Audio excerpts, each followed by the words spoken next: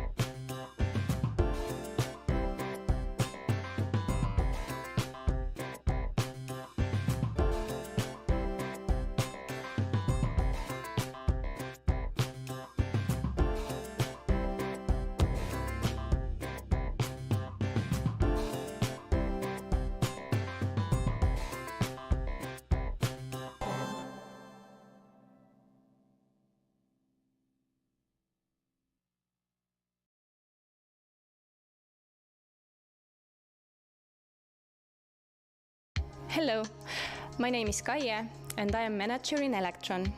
Electron is a performing arts platform uniting arts.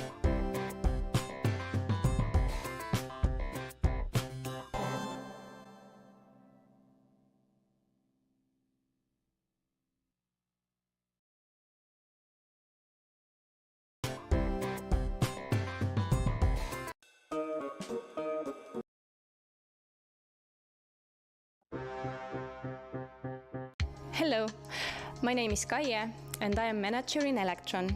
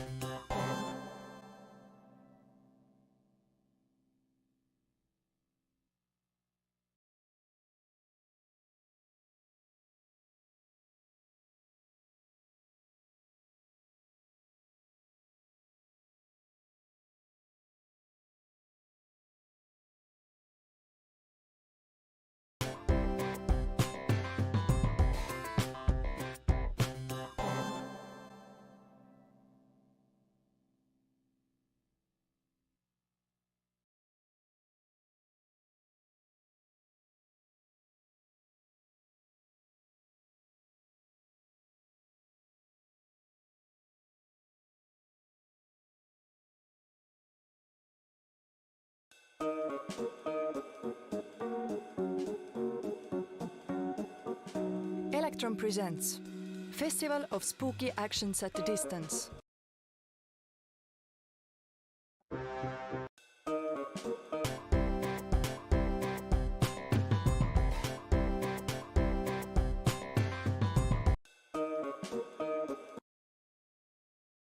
Hello, my name is Chien.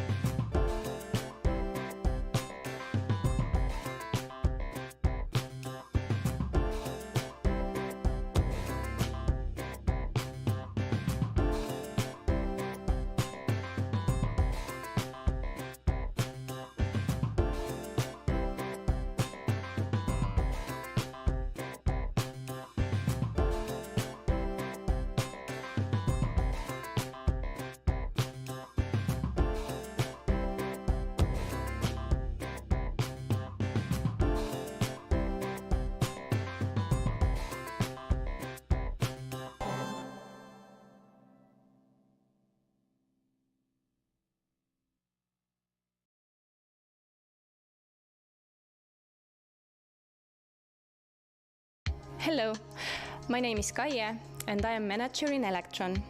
Electron is a performing arts platform uniting arts, sciences and new technologies. During Garage 48 Hackathon for the Future, my team has created an unprecedented experience, Electron Live Lobby, to solve the problem of online entertainment loneliness. With an estimated 1.2 million jobs in Europe, the performing arts sector is the largest employer among the cultural industries.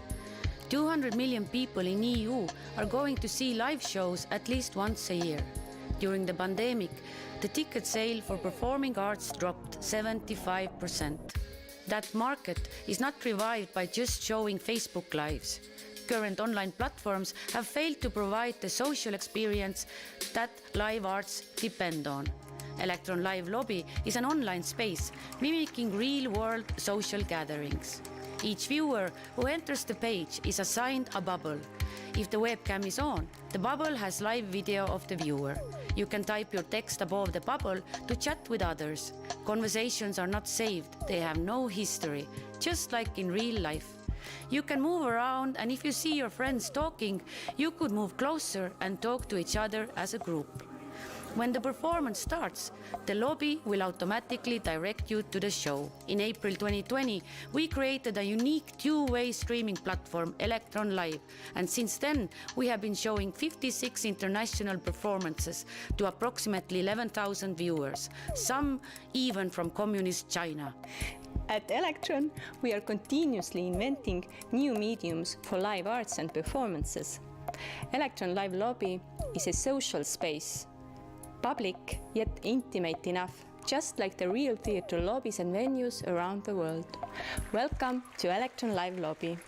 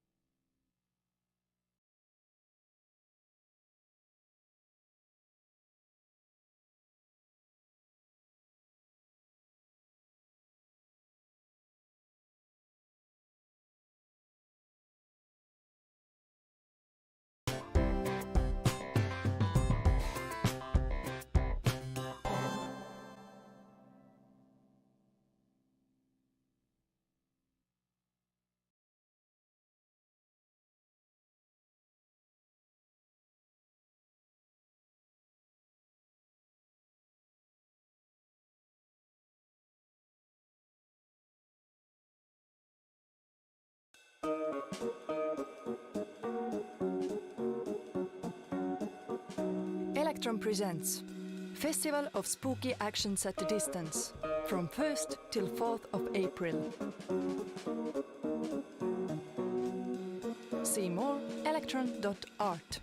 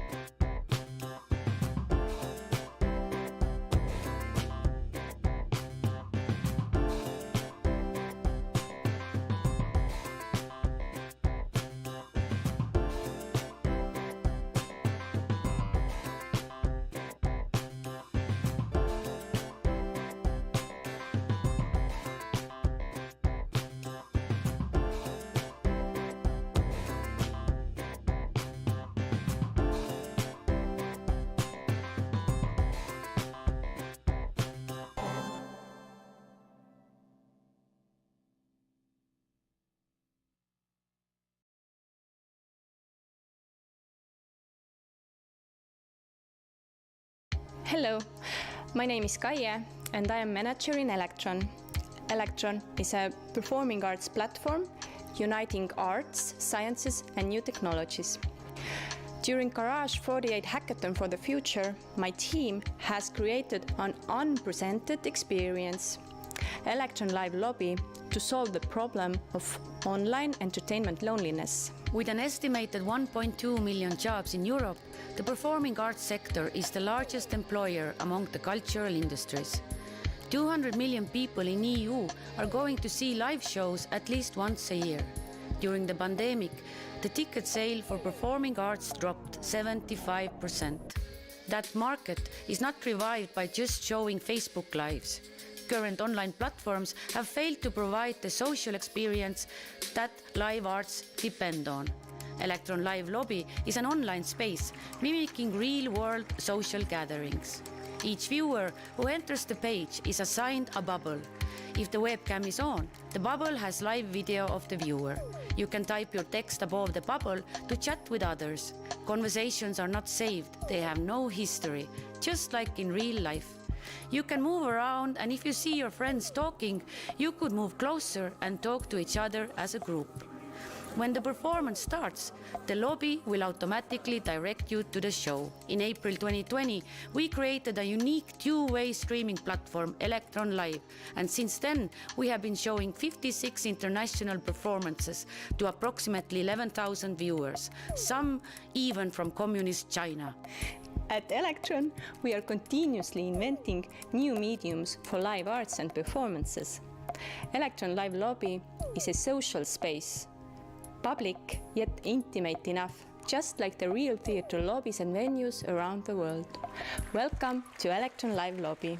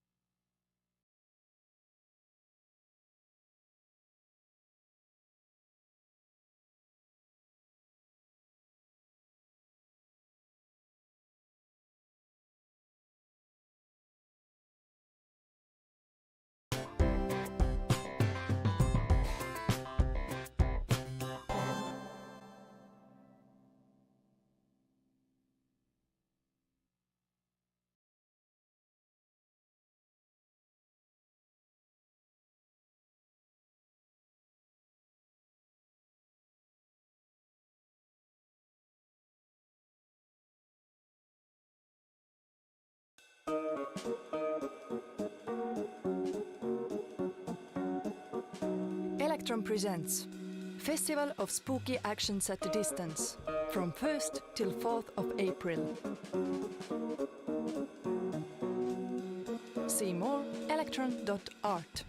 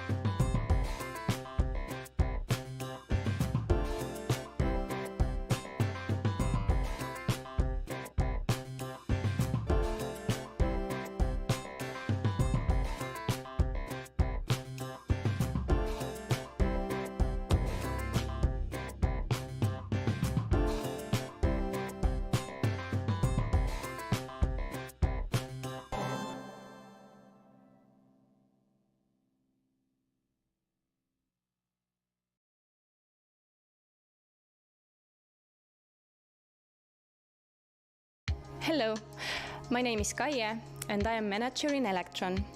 Electron is a performing arts platform uniting arts, sciences and new technologies. During Garage 48 Hackathon for the Future, my team has created an unprecedented experience, Electron Live Lobby, to solve the problem of online entertainment loneliness. With an estimated 1.2 million jobs in Europe, the performing arts sector is the largest employer among the cultural industries. 200 million people in EU are going to see live shows at least once a year. During the pandemic, the ticket sale for performing arts dropped 75%. That market is not revived by just showing Facebook Lives. Current online platforms have failed to provide the social experience that live arts depend on. Electron Live Lobby is an online space mimicking real-world social gatherings. Each viewer who enters the page is assigned a bubble. If the webcam is on, the bubble has live video of the viewer. You can type your text above the bubble to chat with others. Conversations are not saved, they have no history, just like in real life. You can move around, and if you see your friends talking, you could move closer and talk to each other as a group. When the performance starts, the lobby will automatically direct you to the show. In April 2020, we created a unique two-way streaming platform, Electron Live, and since then, we have been showing 56 international performances to approximately 11,000 viewers, some even from communist China. At Electron, we are continuously inventing new mediums for live arts and performances. Electron Live Lobby is a social space, public yet intimate enough, just like the real theatre lobbies and venues around the world. Welcome to Electron Live Lobby.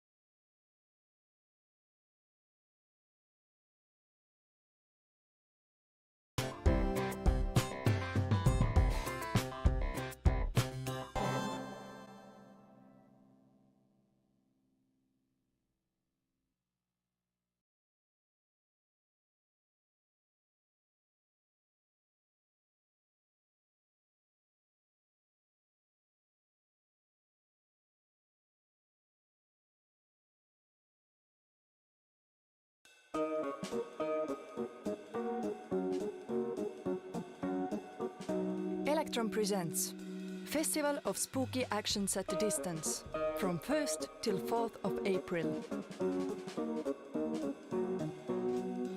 See more electron.art.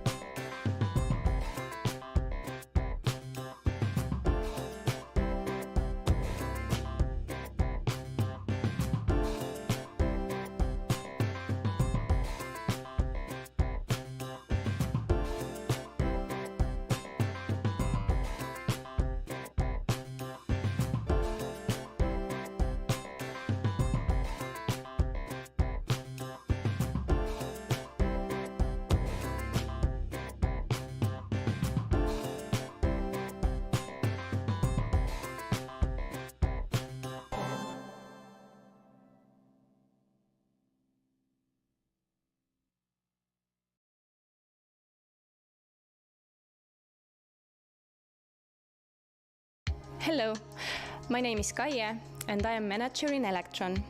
Electron is a performing arts platform uniting arts, sciences and new technologies. During Garage 48 Hackathon for the Future, my team has created an unprecedented experience, Electron Live Lobby, to solve the problem of online entertainment loneliness. With an estimated 1.2 million jobs in Europe, the performing arts sector is the largest employer among the cultural industries. 200 million people in EU are going to see live shows at least once a year. During the pandemic, the ticket sale for performing arts dropped 75%.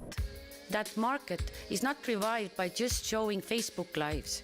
Current online platforms have failed to provide the social experience that live arts depend on. Electron Live Lobby is an online space mimicking real-world social gatherings. Each viewer who enters the page is assigned a bubble. If the webcam is on, the bubble has live video of the viewer. You can type your text above the bubble to chat with others. Conversations are not saved, they have no history, just like in real life. You can move around, and if you see your friends talking, you could move closer and talk to each other as a group. When the performance starts, the lobby will automatically direct you to the show. In April 2020, we created a unique two-way streaming platform, Electron Live, and since then, we have been showing 56 international performances to approximately 11,000 viewers, some even from communist China. At Electron, we are continuously inventing new mediums for live arts and performances. Electron Live Lobby is a social space, public yet intimate enough, just like the real theatre lobbies and venues around the world. Welcome to Electron Live Lobby.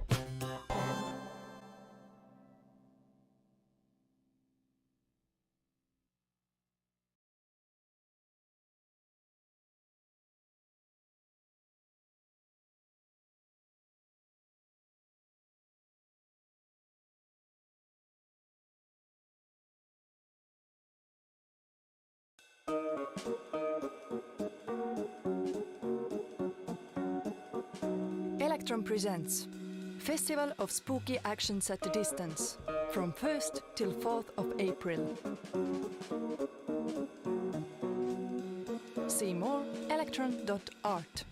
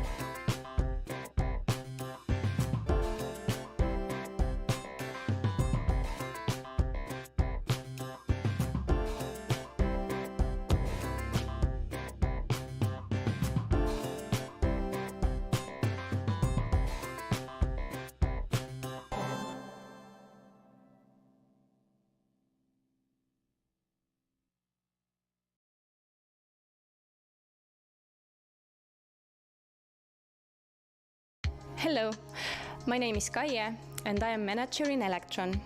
Electron is a performing arts platform uniting arts, sciences and new technologies. During Garage 48 Hackathon for the Future, my team has created an unprecedented experience, Electron Live Lobby, to solve the problem of online entertainment loneliness. With an estimated 1.2 million jobs in Europe, the performing arts sector is the largest employer among the cultural industries. 200 million people in EU are going to see live shows at least once a year. During the pandemic, the ticket sale for performing arts dropped 75%. That market is not revived by just showing Facebook Lives. Current online platforms have failed to provide the social experience that live arts depend on. Electron Live Lobby is an online space mimicking real-world social gatherings. Each viewer who enters the page is assigned a bubble. If the webcam is on, the bubble has live video of the viewer. You can type your text above the bubble to chat with others. Conversations are not saved, they have no history, just like in real life. You can move around, and if you see your friends talking, you could move closer and talk to each other as a group.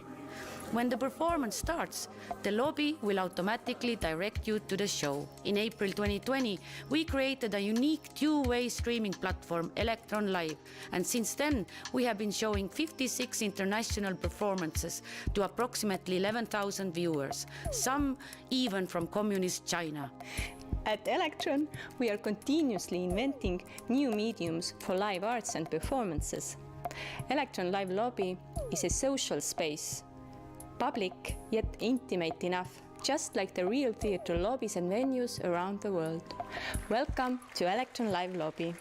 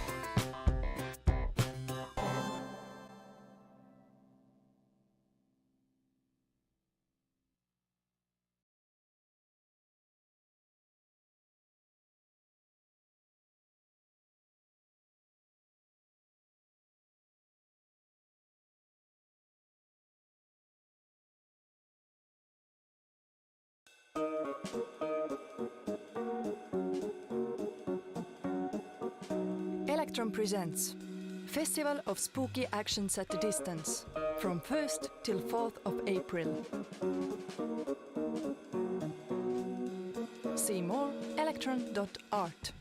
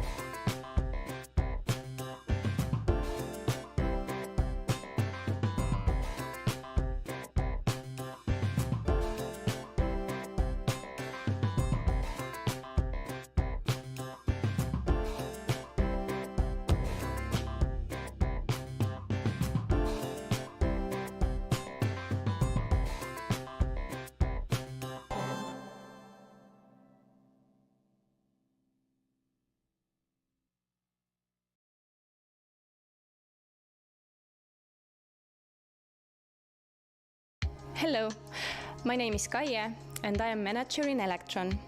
Electron is a performing arts platform uniting arts, sciences and new technologies. During Garage 48 Hackathon for the Future, my team has created an unprecedented experience, Electron Live Lobby, to solve the problem of online entertainment loneliness. With an estimated 1.2 million jobs in Europe, the performing arts sector is the largest employer among the cultural industries. 200 million people in EU are going to see live shows at least once a year. During the pandemic, the ticket sale for performing arts dropped 75%. That market is not revived by just showing Facebook Lives. Current online platforms have failed to provide the social experience that live arts depend on. Electron Live Lobby is an online space mimicking real-world social gatherings. Each viewer who enters the page is assigned a bubble. If the webcam is on, the bubble has live video of the viewer. You can type your text above the bubble to chat with others. Conversations are not saved, they have no history, just like in real life. You can move around, and if you see your friends talking, you could move closer and talk to each other as a group. When the performance starts, the lobby will automatically direct you to the show. In April 2020, we created a unique two-way streaming platform, Electron Live, and since then, we have been showing 56 international performances to approximately 11,000 viewers, some even from communist China. At Electron, we are continuously inventing new mediums for live arts and performances.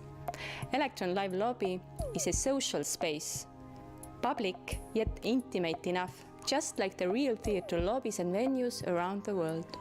Welcome to Electron Live Lobby.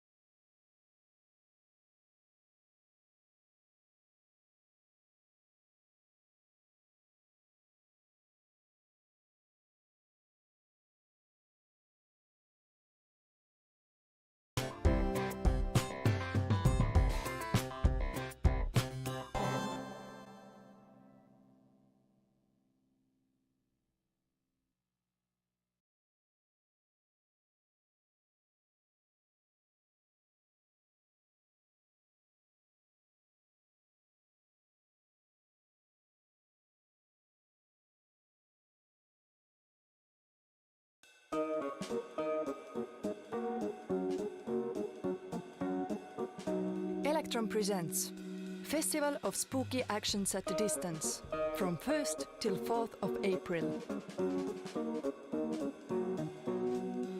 See more electron.art.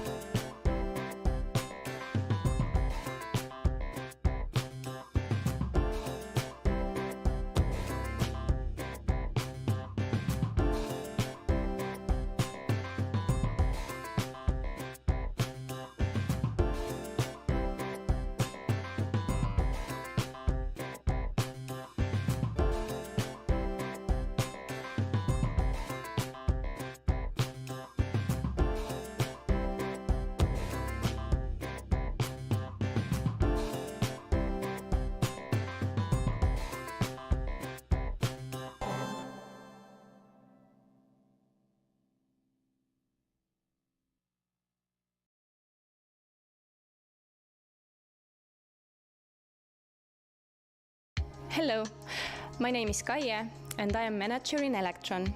Electron is a performing arts platform uniting arts, sciences and new technologies. During Garage 48 Hackathon for the Future, my team has created an unprecedented experience, Electron Live Lobby, to solve the problem of online entertainment loneliness. With an estimated 1.2 million jobs in Europe, the performing arts sector is the largest employer among the cultural industries. 200 million people in EU are going to see live shows at least once a year. During the pandemic, the ticket sale for performing arts dropped 75%. That market is not revived by just showing Facebook Lives. Current online platforms have failed to provide the social experience that live arts depend on. Electron Live Lobby is an online space mimicking real-world social gatherings. Each viewer who enters the page is assigned a bubble. If the webcam is on, the bubble has live video of the viewer. You can type your text above the bubble to chat with others. Conversations are not saved, they have no history, just like in real life. You can move around, and if you see your friends talking, you could move closer and talk to each other as a group. When the performance starts, the lobby will automatically direct you to the show. In April 2020, we created a unique two-way streaming platform, Electron Live, and since then, we have been showing 56 international performances to approximately 11,000 viewers, some even from communist China. At Electron, we are continuously inventing new mediums for live arts and performances. Electron Live Lobby is a social space, public yet intimate enough, just like the real theatre lobbies and venues around the world. Welcome to Electron Live Lobby.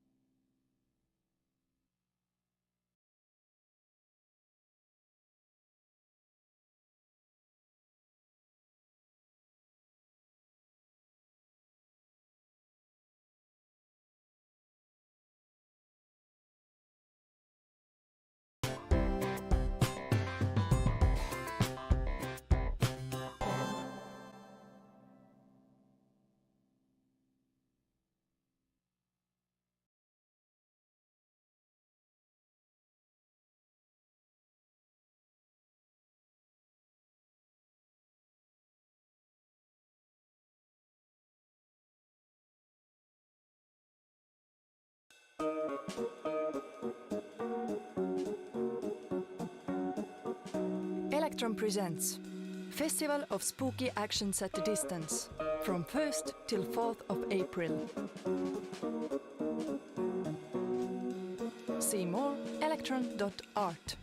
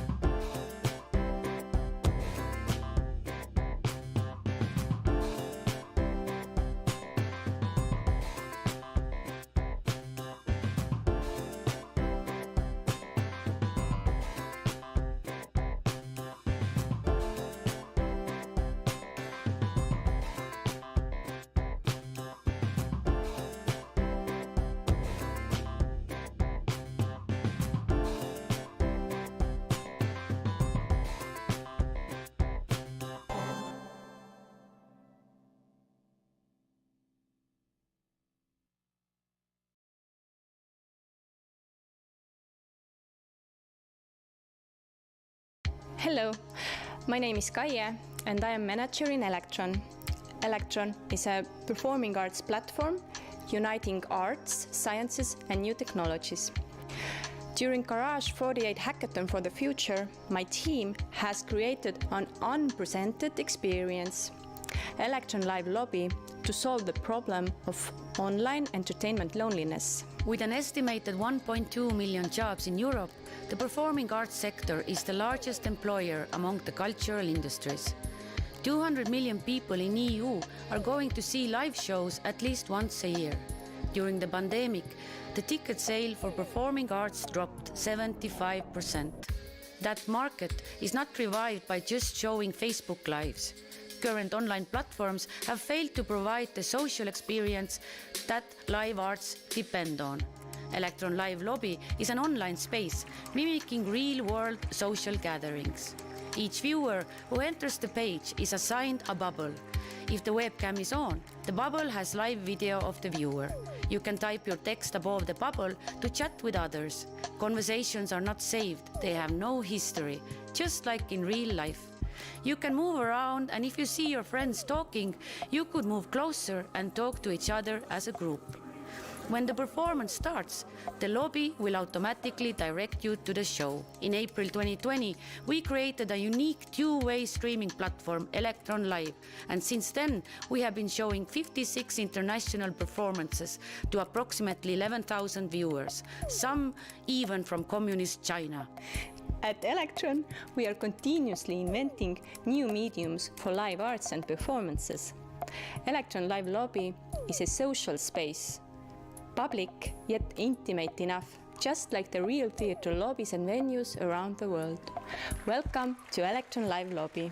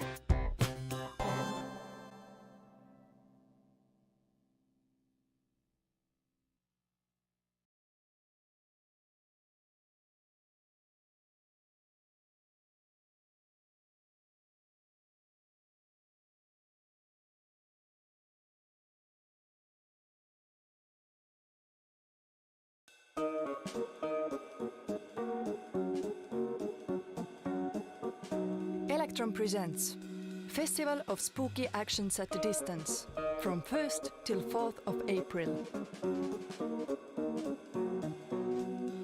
See more electron.art.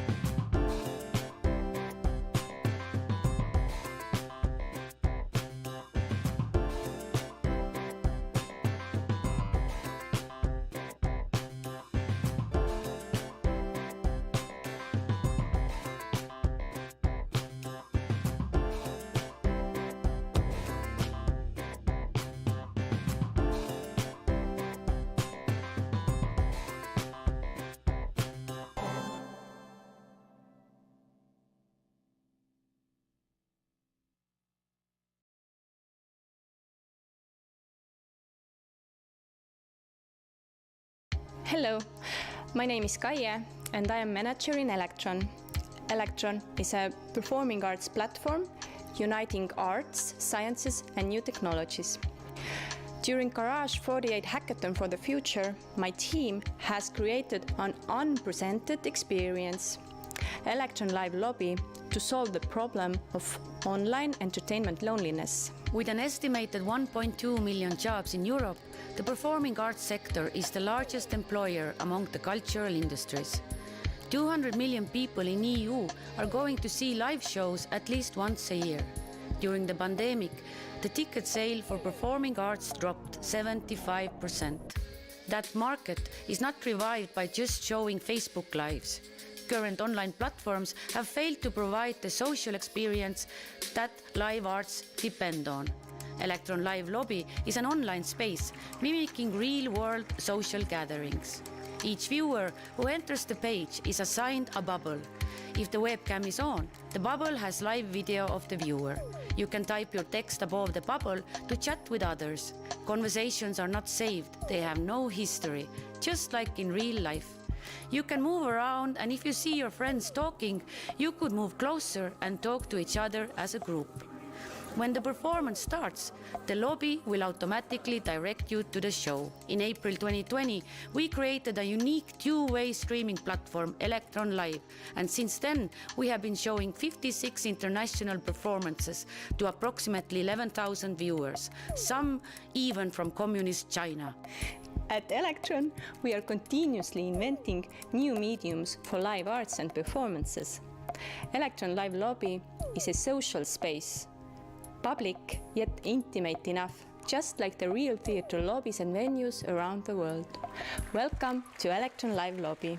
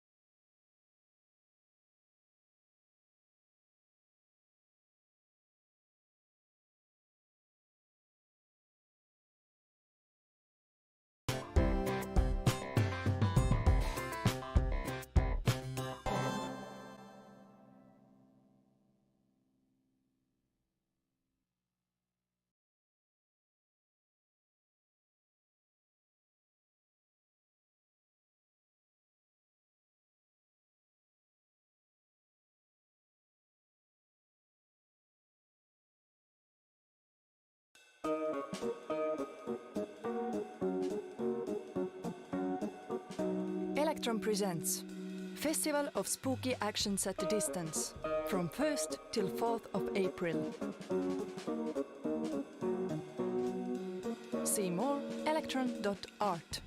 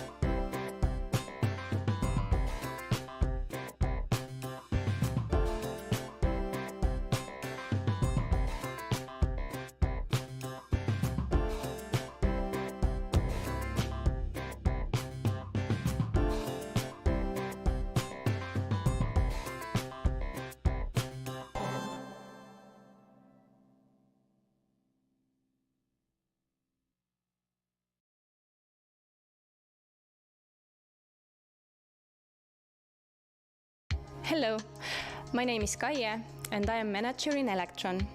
Electron is a performing arts platform uniting arts, sciences and new technologies. During Garage 48 Hackathon for the Future, my team has created an unprecedented experience, Electron Live Lobby, to solve the problem of online entertainment loneliness. With an estimated 1.2 million jobs in Europe, the performing arts sector is the largest employer among the cultural industries. 200 million people in EU are going to see live shows at least once a year. During the pandemic, the ticket sale for performing arts dropped 75%. That market is not revived by just showing faces. Hello, good morning, and a very warm welcome to our second day of Hope, our online conference organized by Play-on. We are really happy to welcome you back, and we hope you had a good night's rest after all this amazing input yesterday. Today it will be about immersive technologies and a lot more about really hand-on talks. But before we start the official part, Marius, my colleague, and I will do a short practical welcome to tell you how everything works. So the panel which is about to start right now is about virtual reality and augmented reality productions. Then at 3 o'clock Central European Time, we have 7 pitches, and afterwards you have the possibility to talk to all the speakers to deepen your knowledge about 3D audio or augmented reality and like lots of other things. And in the evening at 7 o'clock Berlin time, we have large-scale theaters presenting what they are doing. Marius. A warm welcome also from my side. If you want more information about the detailed program, you can go check out our Play-on website or our Lineup app. You find the description underneath, you find the link in the description underneath the video. At the end of each panel, we will have a little discussion before we pass over to the meeted speaker sessions. For this discussion, therefore, you will be able to ask your questions the whole time via email or our contact field on our webpage and the Lineup conference app. Marian will take them to the speakers either directly after the talks or in the panel. Yes, and some of you, probably most of you, have access to our Lineup app. I will share my screen to show you how it works, which is working right now. Tell me if I'm on the wrong page. I can't tell. This is our app, and you have 3 lines where you can log in, which would be really helpful because then you can chat with the other participants and you can chat with Please Ask Me. You find them here under attendees. Please Ask Me is Sam, who will take all your questions to Marian, our host today, and he will take them to the speakers so you can ask everything you want to know.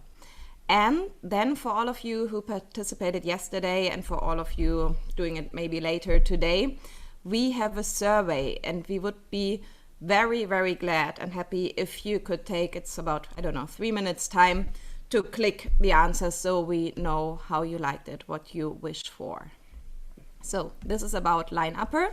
And after the panels, we have Meet the Speaker session, which is quite easy. You can decide which speaker you want to meet.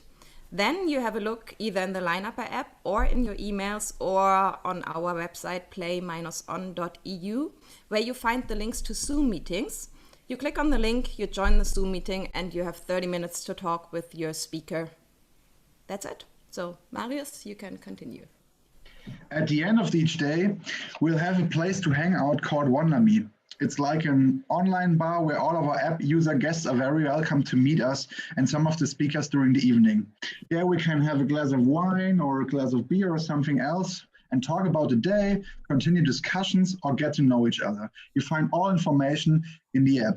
And in case you haven't had enough after today, there will be a stream of Faust by Landestheater Linz this weekend.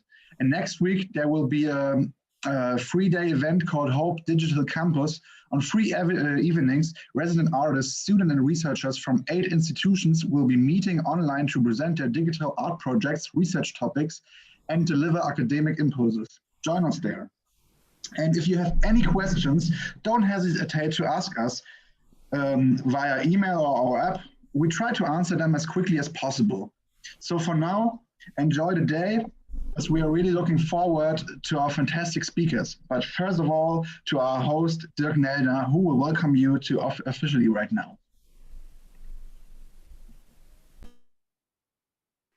Yeah, good morning and welcome to the second day of our HOPE conference. Yesterday, we had an amazing day. We talked about transmedia storytelling, and we learned a lot how to integrate audience in storylines, how to make them to co-creators. And we also talked about content of the stories. Very often it was connected to our theme Hope and Utopias. We discussed new models of societies where audience can take a part of bringing them in with own proposals, with their ideas, with their creativity.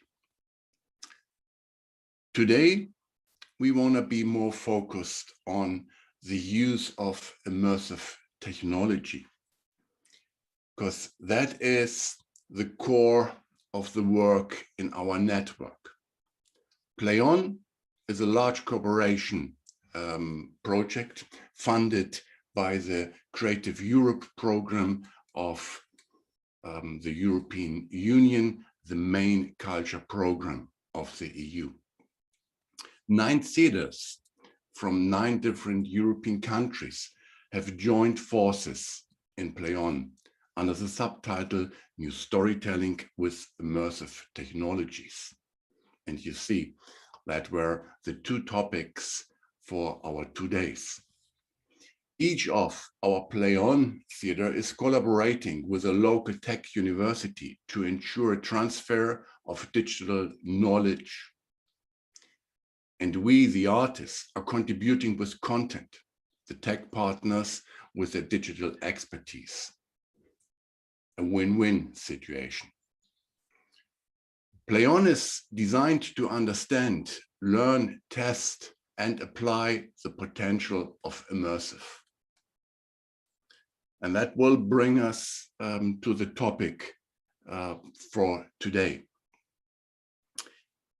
Our host today is coming from one of the university, the main university partner in play-on, the University of York. Marian Ursu, Professor of Interactive Media at the University of York, will be your host and guide you through the day. And Marian and me, we had many talks before we did the application for play-on. And so that's why Marian is really a very important part of the whole play-on idea. And I'm very, very happy that you, Marian, will guide us today through the program. So that was my job for today, Marian. Now it's yours. Thank you very much, Doug, for a warm introduction, and it's a pleasure to be part of this fantastic event. Just 2 words about me. I work at the University of York. At the moment, I direct a large research center called Digital Creativity Labs. And we have other large initiatives. I'm just going to put some labels: XR Stories, Sign, multi-million pounds investments in research and development, where creative practice meets technology, and also more generically about the creative industries themselves. We have a fantastic lineup today too. I'm going to give you a slightly more detailed overview of what's coming, such that you can choose, but hopefully you'll have time to attend everything. The first session, which we're going to start soon, looks at VR and AR production.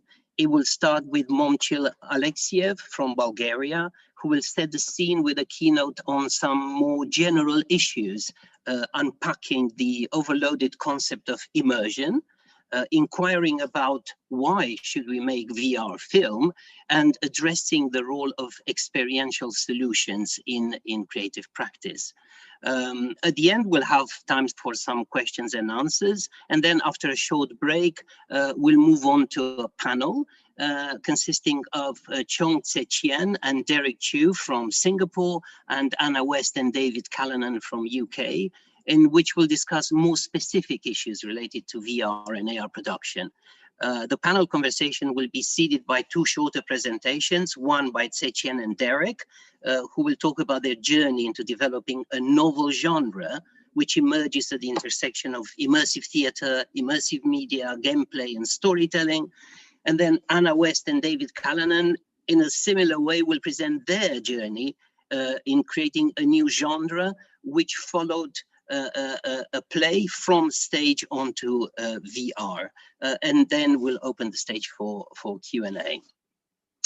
In the next session, session 5, running from 2 p.m. GMT to 4 p.m. GMT, we will focus more on applied immersive technologies. We'll look at a variety of immersive technologies. Catherine Allen from UK will give a keynote on audiences. So rather than talking about technology, she'll address the question of what do audiences want from the new VR medium and a new immersive media. And then we'll move into a very fast-paced presentation of various technologies and their applications. And just listen to this: using Pepper's holosuit to build mixed reality setups on stage, using binaural, underwater, and 3D recordings to place the audience at the very center of a fictional narrative. Location-based AR to challenge the line between reality and fiction, and virtuality and physicality. The use of AR glasses in Europe's first AR performance with live actors. Audiovisual poetry in VR, defining a virtual space between 2D and 3D to deliver online festivals. Just some very, very exciting topics. Do come along and be a witness of. And after that, you'll have the opportunity to meet the speakers themselves in separate rooms. The final session of today, session 6, which runs from 6 p.m. GMT to 8 p.m. GMT, targets VR productions at scale. Noah Nelson from the States will open with a keynote presenting the fundamental crafts of the performing arts as the missing piece in the puzzle of developing new genre-defying experiences into the various realities facilitated by immersive technologies. And after that, we will move on to two specific endeavors, one presented by the Finnish National Opera and Ballet's Opera Beyond, exploring possibilities provided by emerging technologies for performing arts, a talk by Anastasina Haspari, and then the Royal Shakespeare Company's VR production Dream, maybe many of you have seen it already, which has recently streamed all over the world, a talk given by Sarah Ellis. And after this, around 8:30 p.m., we'll have 30 minutes for Q&A for the great speakers. But let us now focus and come back to our current session. It starts with a talk by Momchil Alexiev with the title, "What Does VR Want?" And I don't quite know how what intonation should I use? Is it, "What does VR want?" Momchil you'll tell me, Momchil, later how to actually read that question. Momchil is a graduate from La Sapienza University in Rome and the Netherlands Film Academy. And over the past 14 years, he worked as a filmmaker and theater scenographer. His artistic research as founder of Active Film Studio is focused on establishing new organic connections between performance, cinematic space, and video projections. In his questions, the notion of spectatorship in the context... No, I'm sorry, backtrack. He does question the notion of spectatorship in the context of virtual reality and immersive media. His interactive films have been shown at festivals like VR Days and the Seattle International Film Festival. And also Momchil is the founder of the research platform VR Lab BG and a Sundance Institute alumni. And in his talk, he's going to ask the question, why should we make VR films? What do we mean by immersiveness, development of ideas in space, and experiential solutions? Momchil, I think I will say no more, and I'll hand over to you, and we look forward to an exciting presentation. Great. Thank you very much, Marius, and thank you, Derrick. And it's amazing lineup. I'm really looking forward to attend and to think together with you. And I think platforms like the one that we are in today and this possibility to talk about immersive storytelling is so important today, so crucial. There is not many places where we can discuss what is going on with immersiveness and with this new room in the house of storytelling. So I'm going to start my presentation. I'm going to share my screen.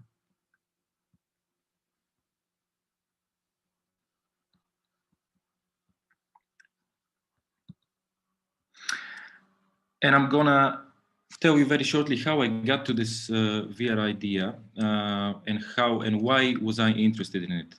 What brought me to it. Now, we are part of this platform, VR Lab BG. I founded it 5 years ago, and we develop VR products. We do a lot of events and a lot of meetings, but mainly we're focused on research and storytelling and production. So we build a community, but we also try to propel on this side of the continent collaborations and development of ideas.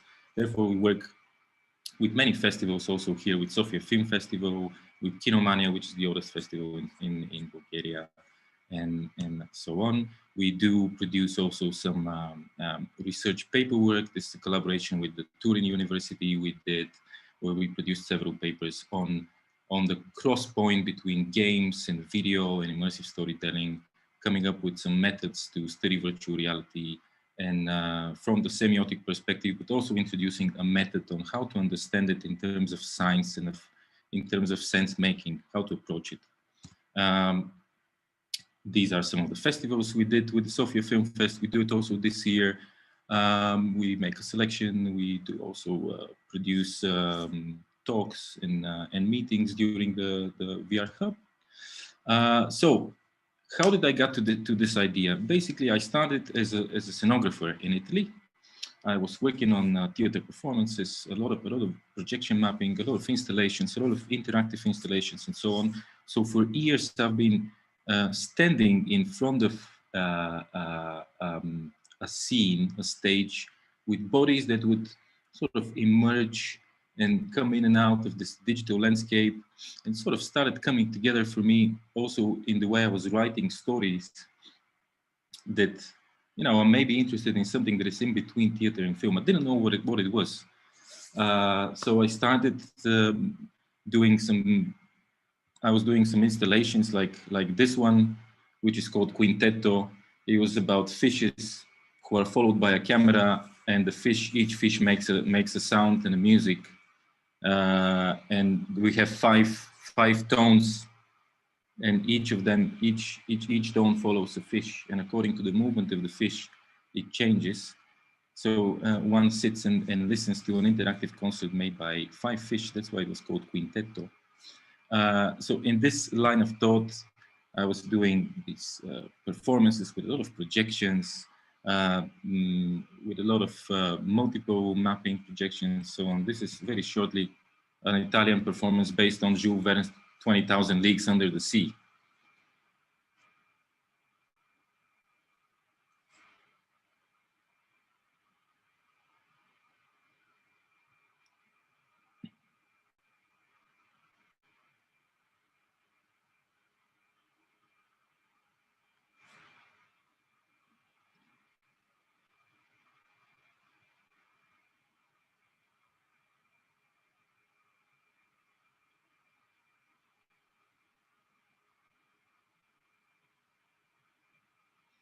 So I'm just going to continue because it's longer and longer. Now I started wondering, how do I do this? You know, what is in immersive storytelling? How do I approach it? Where do I do it? And this is where I proposed the project to the in the master's program of the Film Academy in Amsterdam. And there I started working with holographic images. I realized there is not really holographic images for the storytelling I want to tell that I can use today. This is back in 2012, by the way, so it's 9 years ago already. Holography was behind then, not that today is really usable on stage, but I was asking myself, hey, what is the instrument that I can use? What is the question that and I realized virtual reality, which I didn't like in the beginning, by the way, was the instrument that I could use. And then gradually I started realizing, with the glasses, I can start asking the question which interests me, which was the question of spectatorship. What is happening with the condition of being a spectator today? What is changing?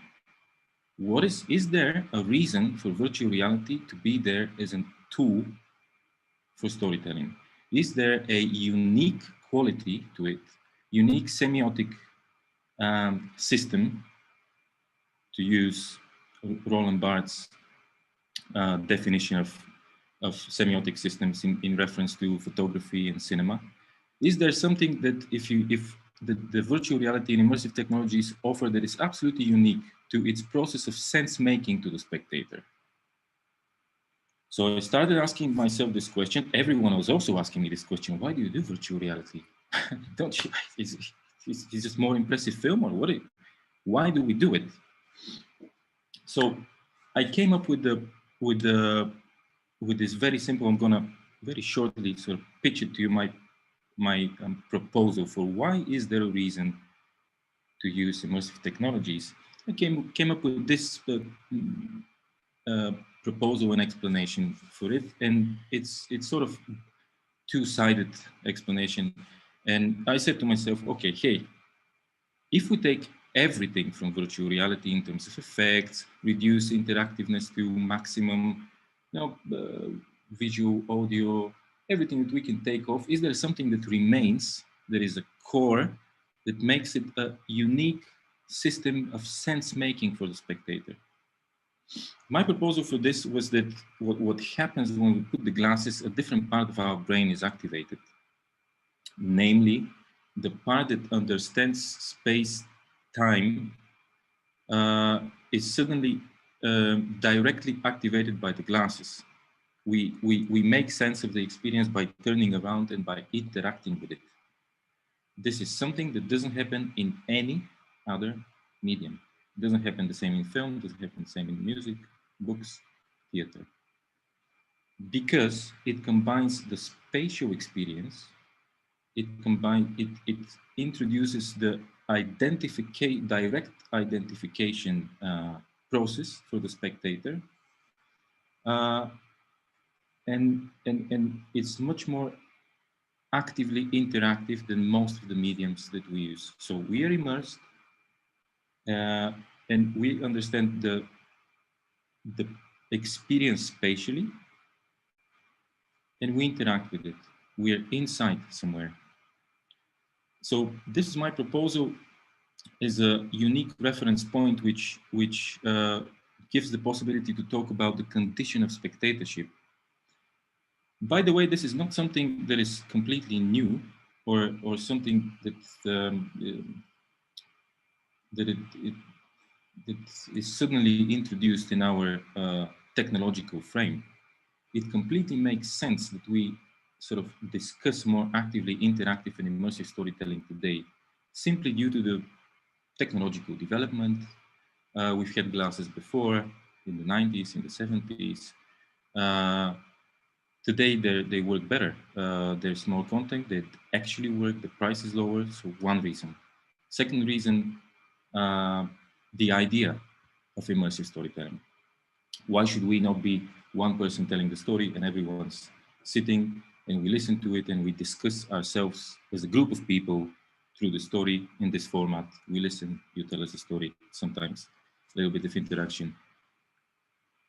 what was the other idea?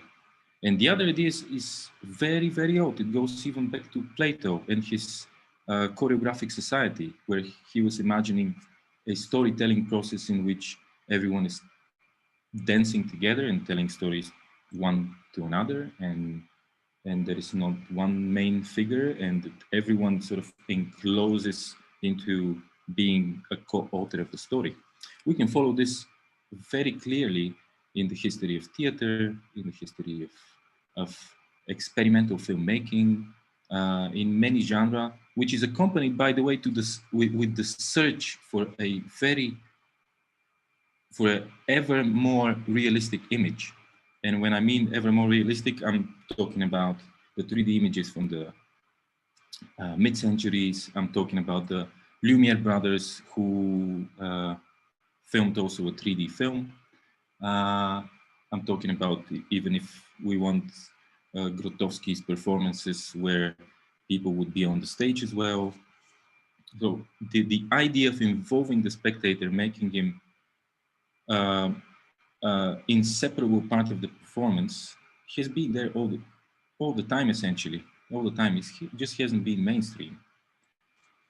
So it only makes absolute perfect sense that today this direction is opening more, and the way we exchange stories and we understand stories has shifted from the screen to the small screen to the computer to whole lots of other places. So we're in a different paradigm, which is very exciting to me. Therefore, the next question I was asking myself: okay, we have the technological history, we have the backstory of the idea. There have been so many examples. What happens today with virtual reality? How do we approach it? How should we think about it in terms of storytelling? I started thinking it from the cinema perspective, which evolved gradually in the search of what is this interactive story now and today. Very short video.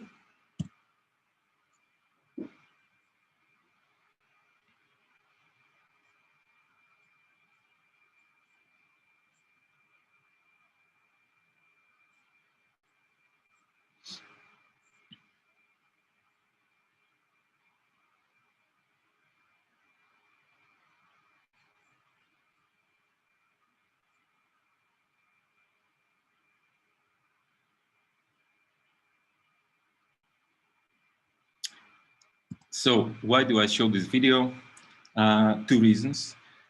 One is because I've had this question so many times about immersive and virtual reality experiences and the strength of the cognitive experience for spectators and so on and so on. So one important thing that I emphasize on is that immersive and virtual, this is just another instrument. It's like a pencil. It's like the camera. It's like the violin. The only important thing to know about it is what are its core modules of sense making. What are the points from which to start creating in order to understand the instrument. So that's one. What are the main points for it? How should we approach the storytelling, the user experience? What is going to be the user experience? And the next super important thing to remember is that virtual reality is the first medium that introduces direct experience as a dramaturgical instrument, as a dramaturgical module for creating the story. By direct experience, I mean that it's not the frame, the lighting of the frame, the words that we hear in film or the words that we read in a book that transmit to us. We read a mountain and then we imagine a mountain, or we see a mountain on the film screen, and we do the additional work. In virtual reality, for the first time, what happens is that we have the modules from film and from music and from spatial experience, but suddenly we have also the direct experience or at least our brain tells us, hey, I know that I'm not in this room, but it looks like I'm on a mountain. So for the first time, this direct experience is not the whole thing, but it's a very, very crucial and central part of what immersive storytelling is. So I started wondering, okay, if that's the case, cinema, film, how do we do it? How do I lead the spectator? How do I even talk about immersive cinema? Again, this is 2013 when I started asking myself this question. And what I did is it was a immersive film in which essentially we follow the production of an immersive film. So there is an actor discussing it, talking with himself, hey, I'm going to be part of this film, and how is it going to happen? Then the film happens actually, and then the actors themselves talk about the film, but that's only the video. The way it was shown, it was in this form. It's in a cinema hall where we had several people, 7 I think it was in this session, that would watch the film in the same time, and one point view would be seen on the big screen. And the audience is divided in groups. Therefore, first the people watch the film on stage, then they exchange, and they watch other people watch the film. The reason for this whole installation, let's say, was in order to discuss with them and to talk afterwards, what is for you VR cinema? What do you like? What do you don't like? What do you think works? What do you think doesn't work? So it was very important for me back then to establish some kind of ground from which to start talking about immersiveness in virtual reality. Because there was no reference point. We talk about VR, but it's no really base on which to lead discussions. So this was my goal with this film. It went like this: people would watch. I filmed everything, and I did a report on how long people would watch in the same direction. I've planted different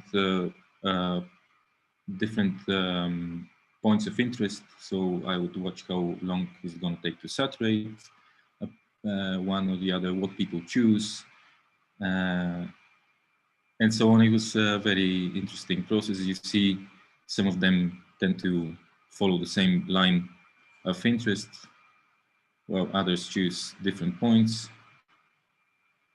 The film was 15 minutes altogether.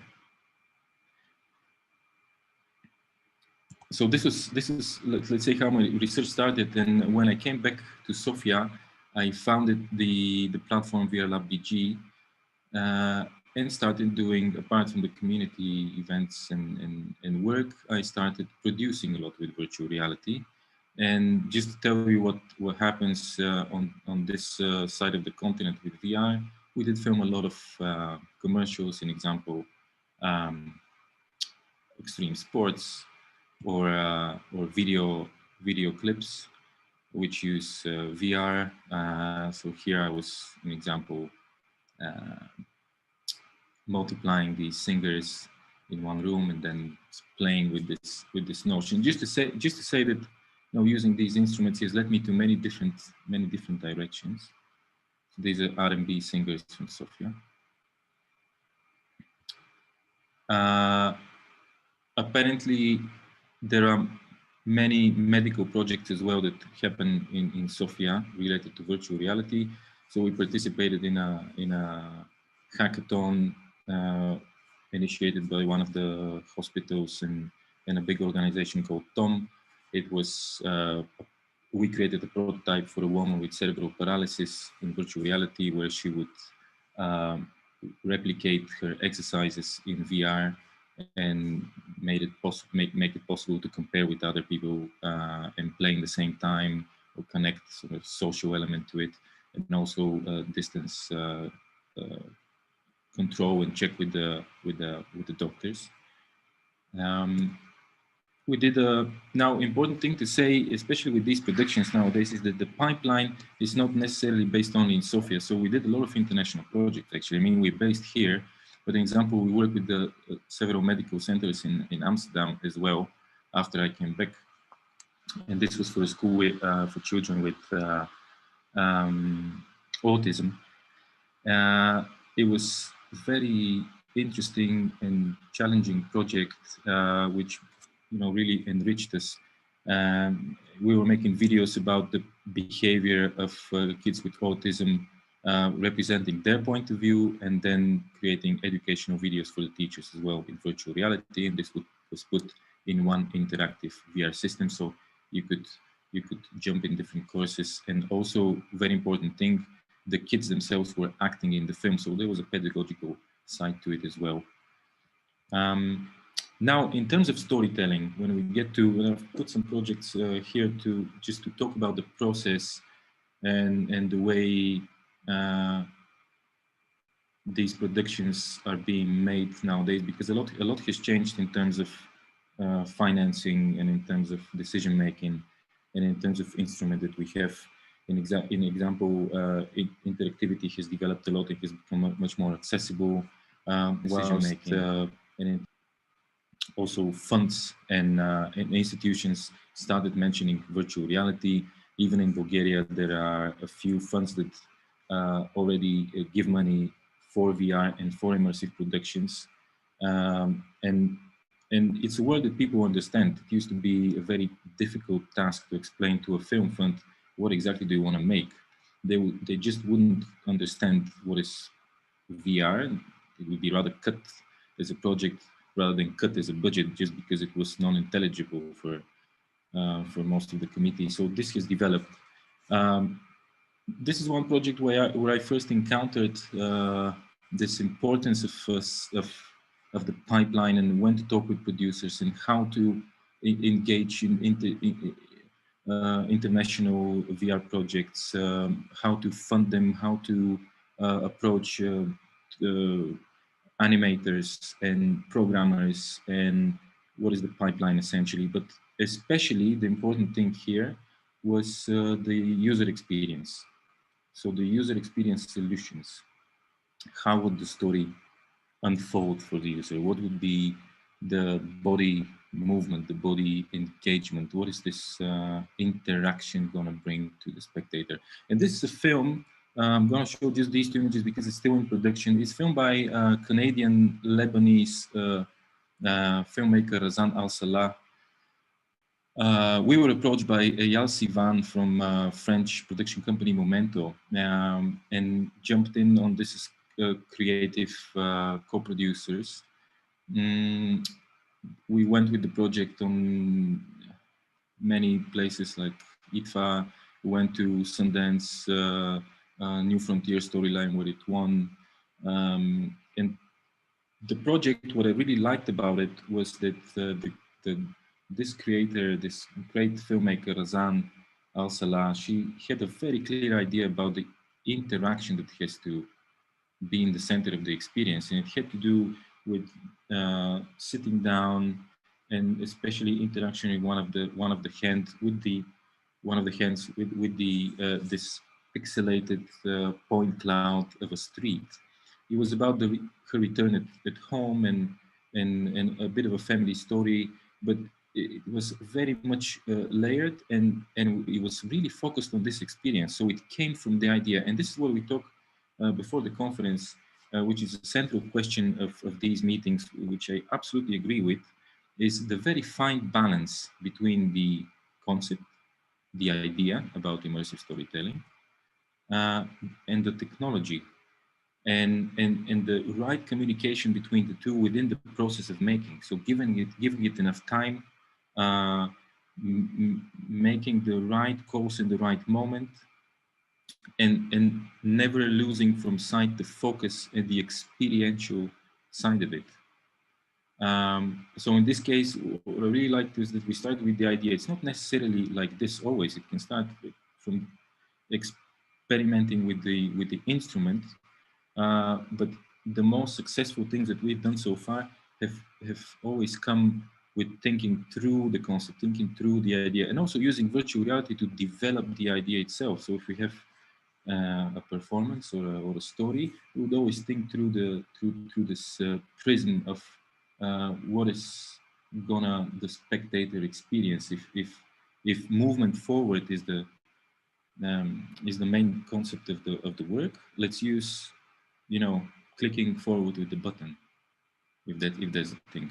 Also, it shouldn't. The thing is, it doesn't have to be always virtual reality or only augmented reality. There are a lot of great examples of stories that are even via email, or only with a cell phone, or only through small augmented reality experiences that still are amazingly immersive, and that just happens to be the right instrument for it. So this project has to do with mapping streets of cities, making a point cloud of them. They transform from one to another, and the person is invited to really kneel down, sit, and dig in them and experience. That's the way it moves forward.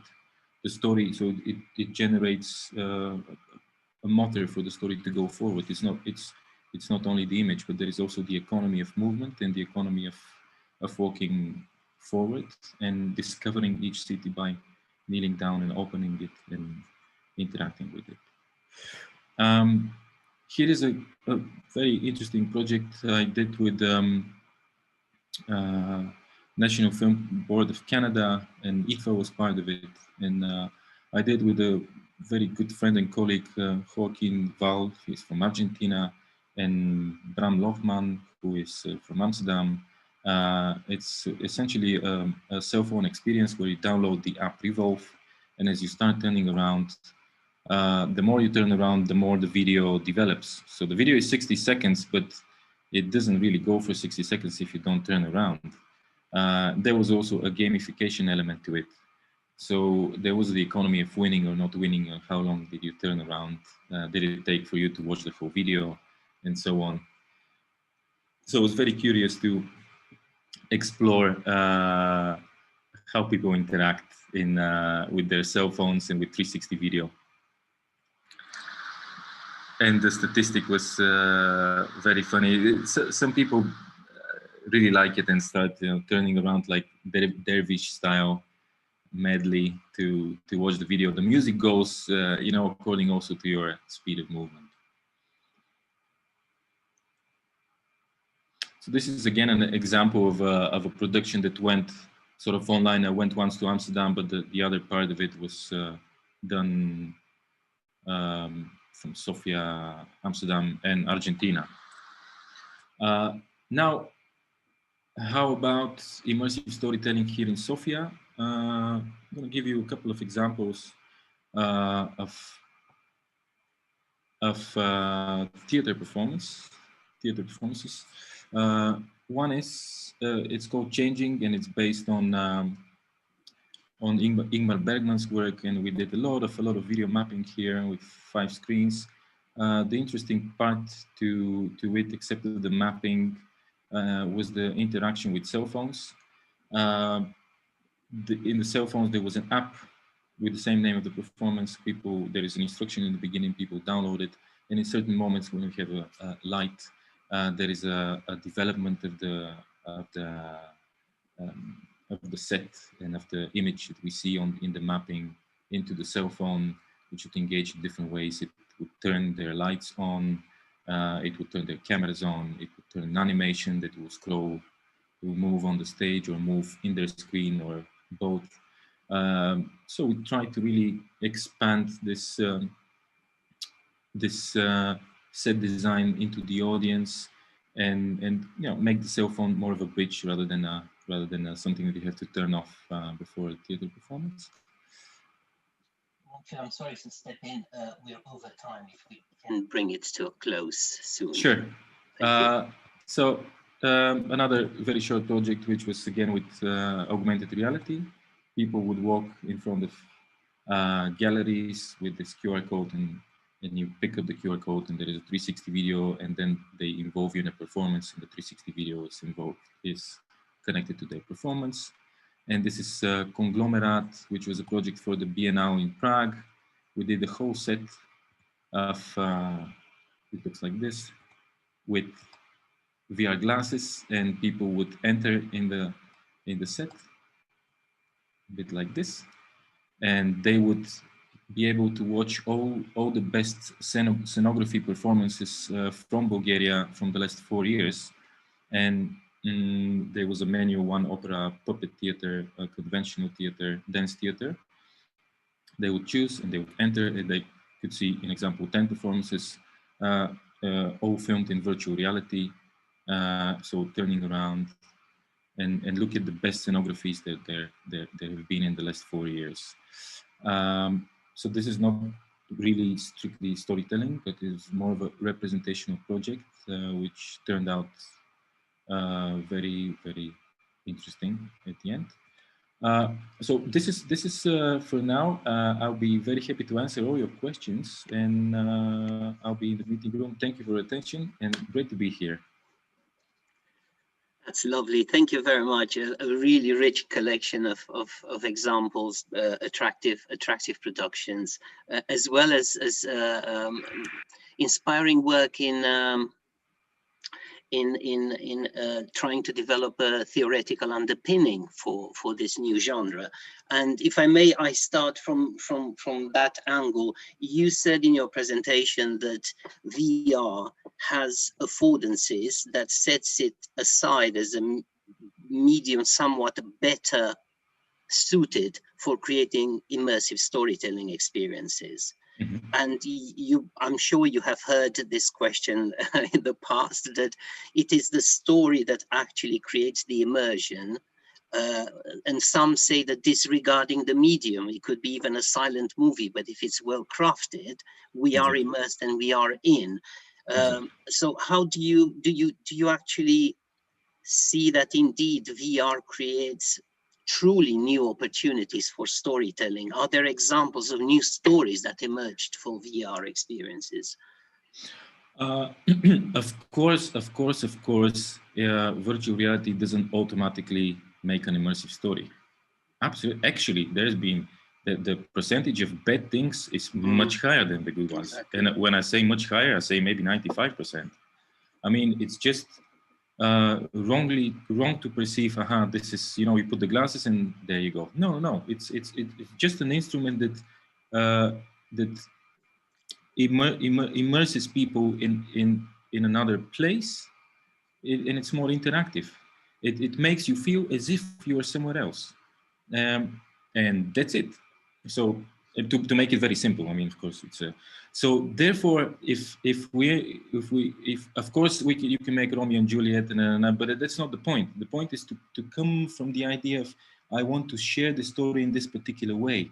I want to invite you to discuss ourselves as a group of people through this story, by being together in it, by giving you the possibility to interact and to change it, and to let me know how you change it, and to discuss how we both to create a frame, to curate a frame, to architecture a frame. So I invite you somewhere where you can be interactive. From this point of view, I think, first of all, there are some good examples for that, for sure.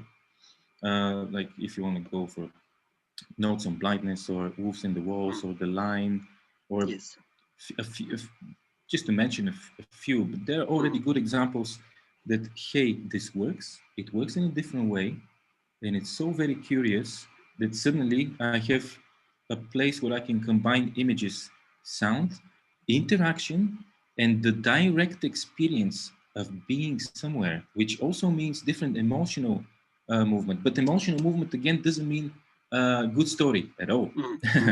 Exactly. Yes. So that's. So do you think there is now enough experimental work to allow people to analyze and identify cinematic devices, storytelling devices in VR, to talk about, for example, directing in VR, or we're still at a stage of discovery and we haven't got the taxonomies, the words, the sufficient examples to start to move the field forward with some more structure? Now, a lot has changed. A lot has been done in the last 8-10 years, let's say, for sure. It's still a completely uncharted territory, though.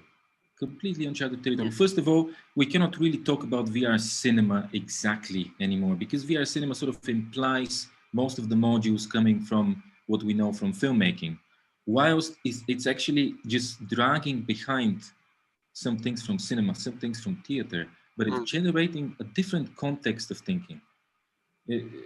Therefore, maybe it's good to talk about immersive storytelling and say, aha, here we can talk about these elements, these elements, and these elements.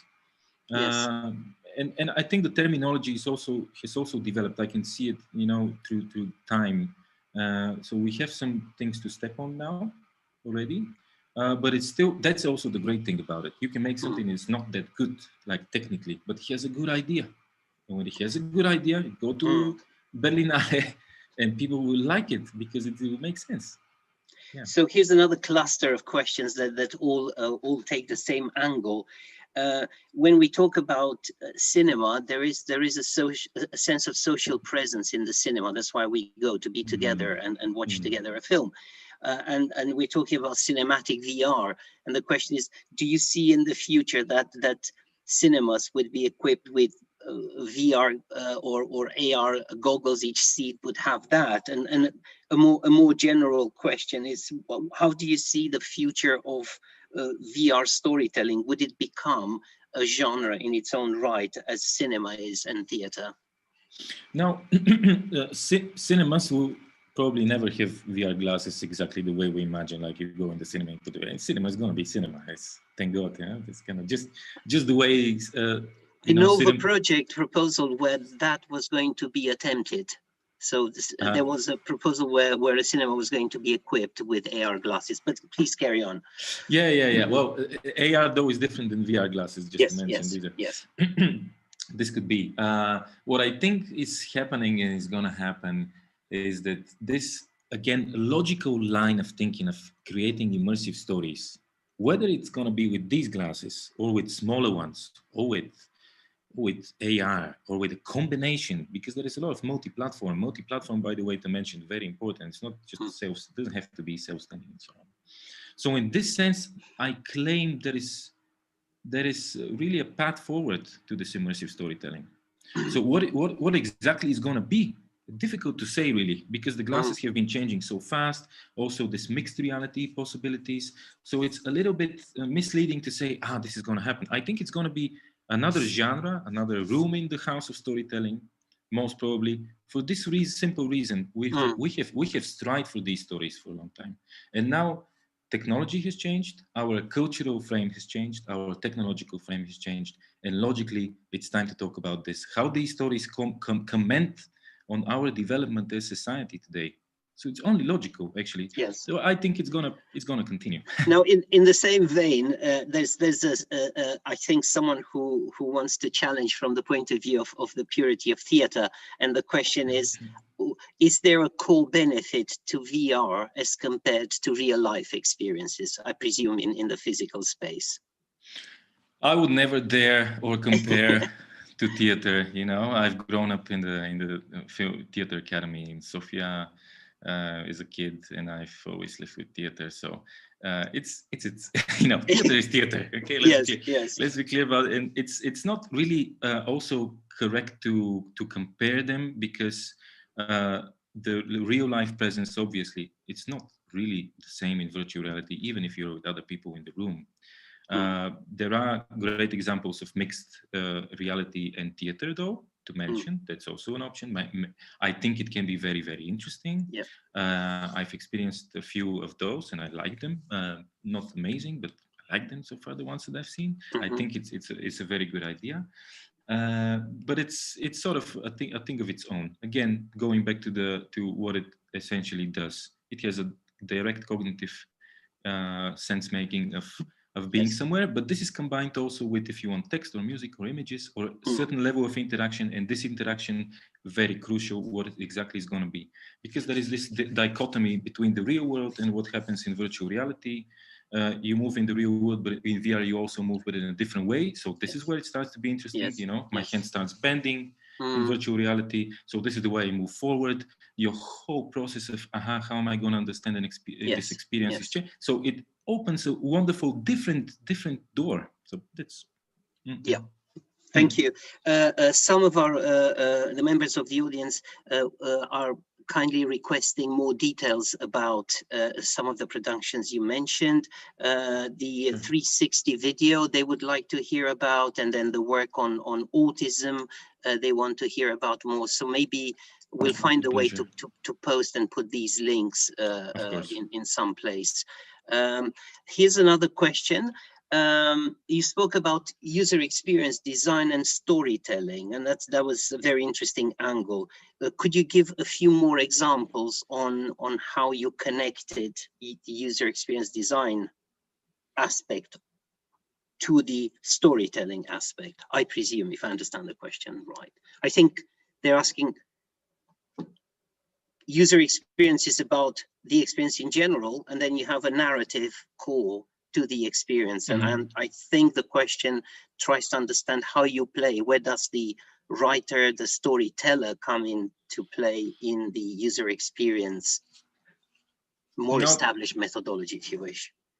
Yeah, so this is a very long answer. So I'm gonna, keep myself. I hope I did justice. Yeah. We'll try in two minutes, and maybe just give a hook, and then we'll have a follow one in the bar later on tonight. Sure. Okay. The main thing, when I say user experience, is how the person arrives at the place, what is the process of putting on the glasses? Is there an installation? What happens as an experience in the glasses, and how it ends. And the user experience inside is where the spatial solution comes in. The spatial solution can be, I'm making a VR project. I was talking with Sandra Rodriguez from MIT the other day. They did a VR film on dogmatic and political systems, and it was about extremists from different, and there was something that it says in the project. There's only one way in extremism, and it's forward. And this is what they put in the project. So it was only about walking forward. You didn't have any other option. So this was their key. Their experiential key or like in Notes on Blindness, you have one small movement, you have something that reveals a little bit with time in a very gentle way. So it provokes. So it's interactive, it's spatial, but it also provokes your experience. It's direct experience, but still fills into the creative and interactive part. Yes. So to come from the experience and pick up one thing that is active interactivity. It's not passive interactivity. I'm not just sitting there and interpreting it in myself, but I'm going forward. There's a very thin balance and smooth balance. Well, I think, as you say, there's quite a lot to tell about that, because you somehow place the narrative experience within a larger user experience framework, and one could reverse that as well and say, well, it's all about the storytelling. Whatever you do, the performance, the coming in, the putting that just preps you for the story itself, is part of the story. Exactly, of course. The story, it's all about the story at the end. Clear. It has to be. It can be as immersive as it wants. It can be absolutely. I think we have time for yet another question, which is, again, a very general one and has been asked many times, but let's see your angle on it. How do you see the cooperation between artists and technology? And more specifically, what is needed that artists are getting an easy access to immersive technology?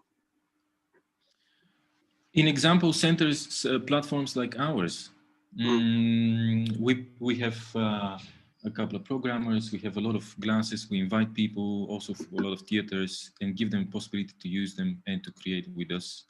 That's one way.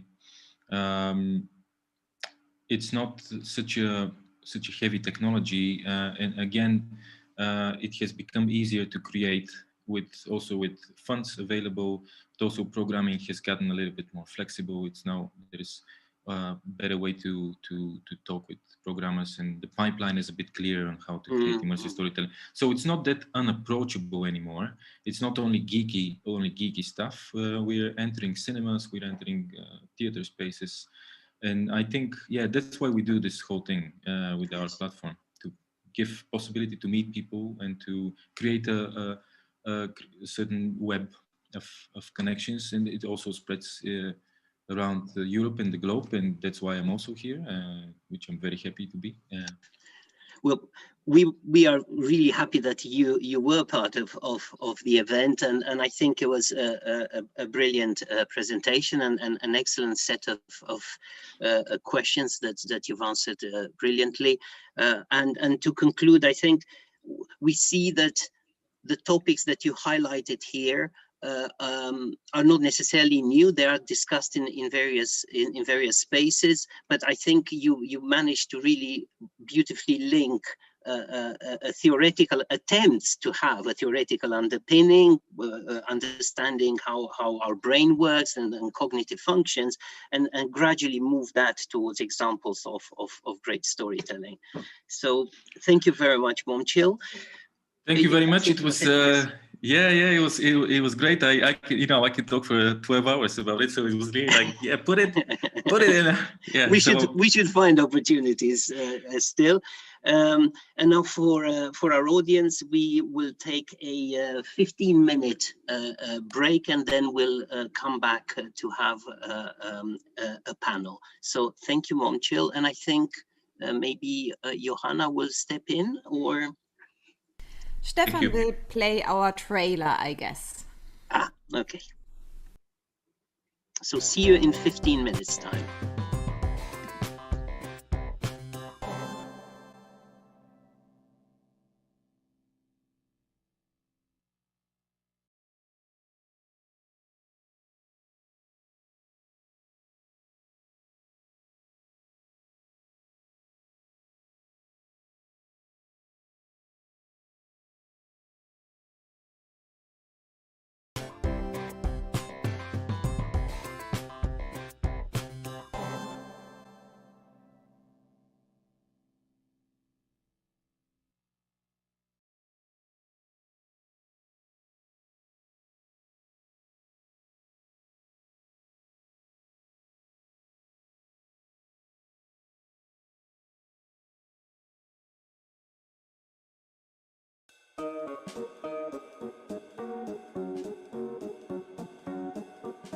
Electron presents Festival of Spooky Actions at a Distance from 1st till 4th of April. See more electron.art.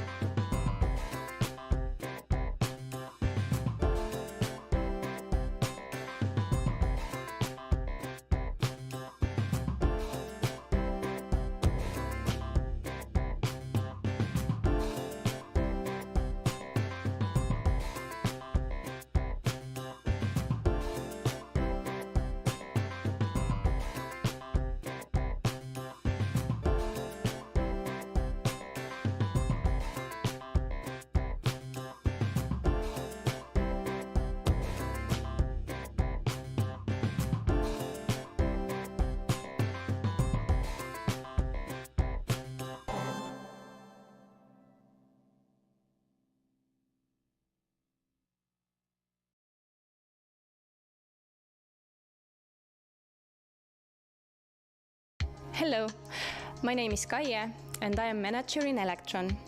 Electron is a performing arts platform uniting arts, sciences, and new technologies. During Garage 48 Hackathon for the Future, my team has created an unprecedented experience, Electron Live Lobby, to solve the problem of online entertainment loneliness. With an estimated 1.2 million jobs in Europe, the performing arts sector is the largest employer among the cultural industries. 200 million people in EU are going to see live shows at least once a year. During the pandemic, the ticket sale for performing arts dropped 75%. That market is not revived by just showing Facebook Lives. Current online platforms have failed to provide the social experience that live arts depend on. Electron Live Lobby is an online space mimicking real-world social gatherings. Each viewer who enters the page is assigned a bubble. If the webcam is on, the bubble has live video of the viewer. You can type your text above the bubble to chat with others.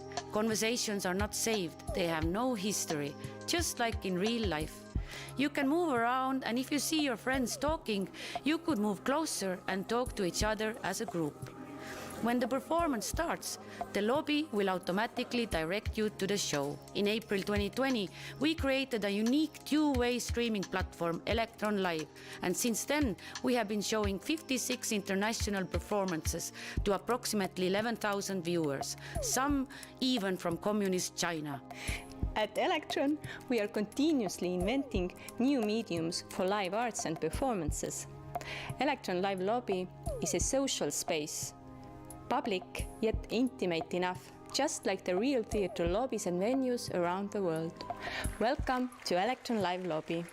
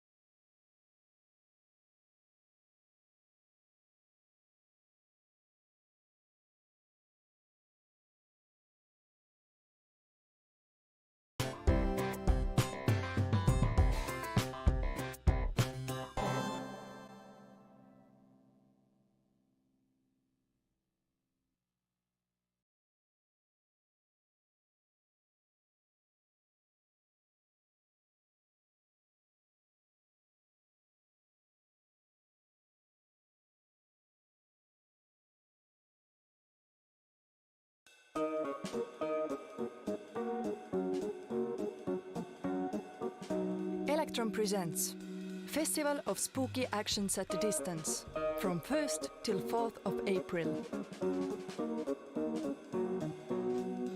See more electron.art.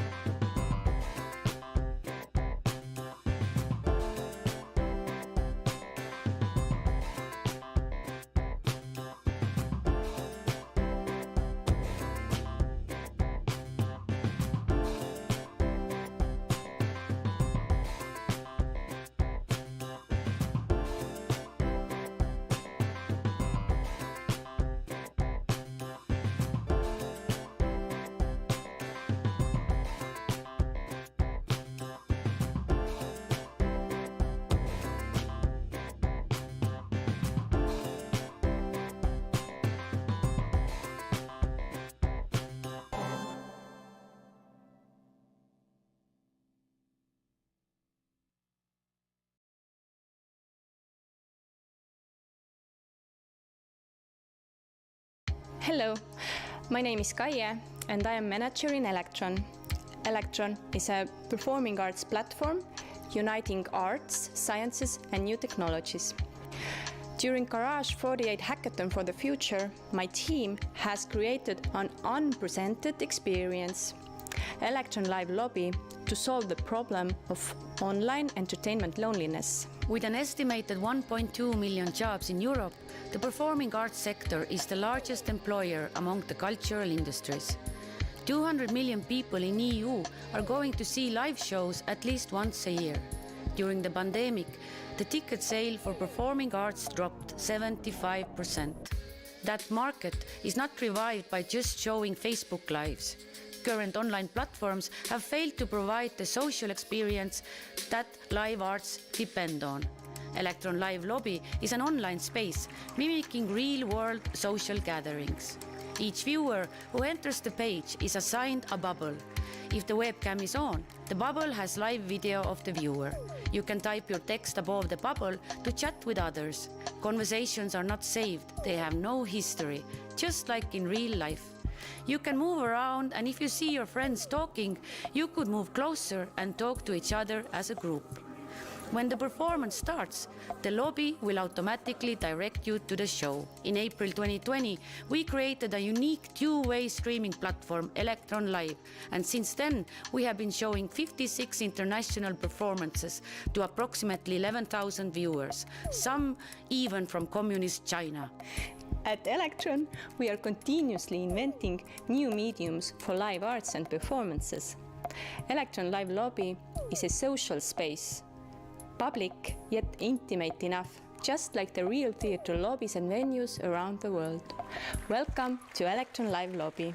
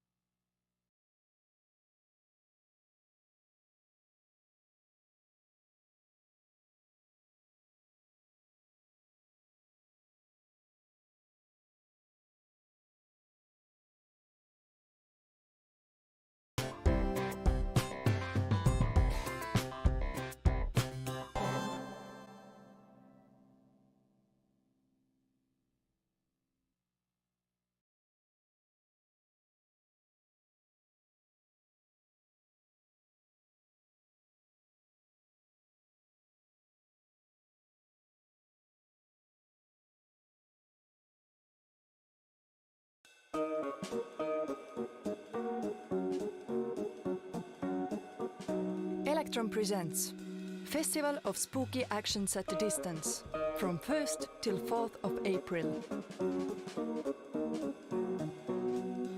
See more electron.art.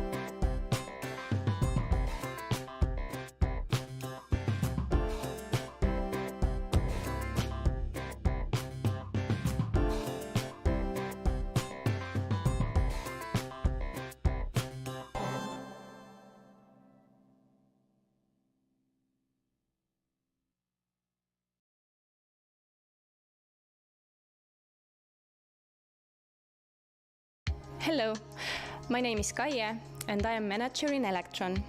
Electron is a performing arts platform uniting arts, sciences and new technologies. During Garage 48 Hackathon for the Future, my team has created an unprecedented experience, Electron Live Lobby, to solve the problem of online entertainment loneliness. With an estimated 1.2 million jobs in Europe, the performing arts sector is the largest employer among the cultural industries. 200 million people in EU are going to see live shows at least once a year. During the pandemic, the ticket sale.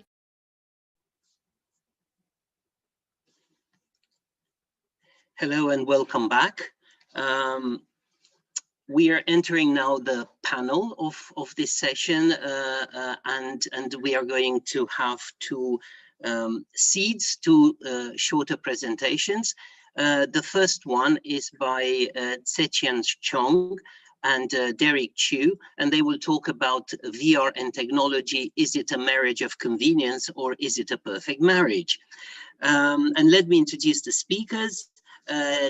Chien is the creative director of Sidelines Entertainment and the playwright and director of its debut production, Murder at Monday Camp. He's an award-winning playwright and director, including the Singapore Dramatist Award and the Straits Time Live Theatre Award.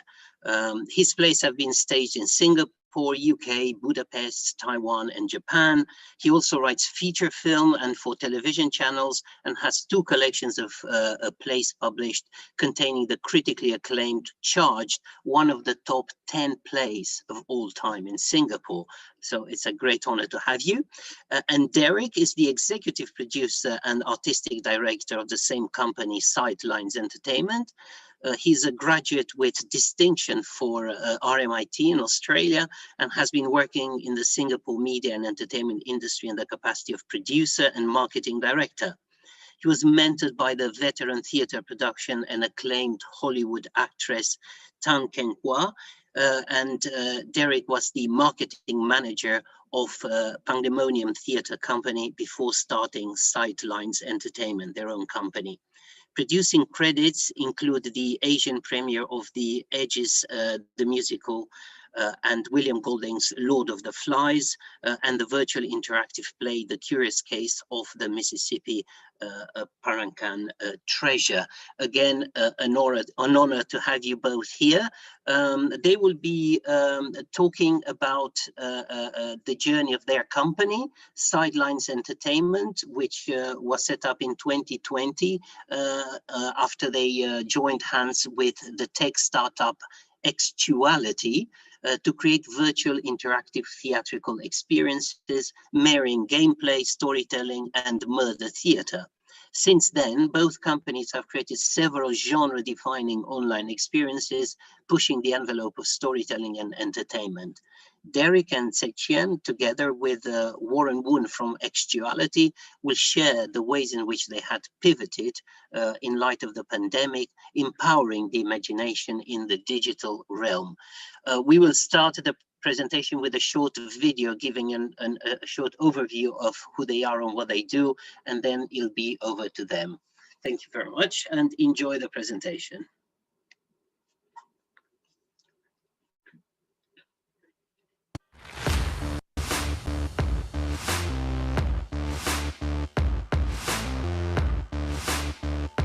We are able to transport audiences into the theatre to experience the same live, immersive experience anywhere in the world.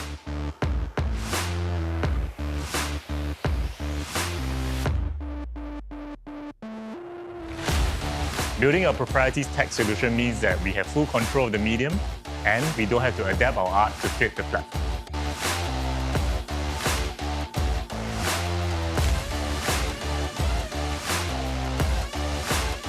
We strongly believe that the stage of tomorrow is going to be a game changer. And we can bring the arts to you wherever you are.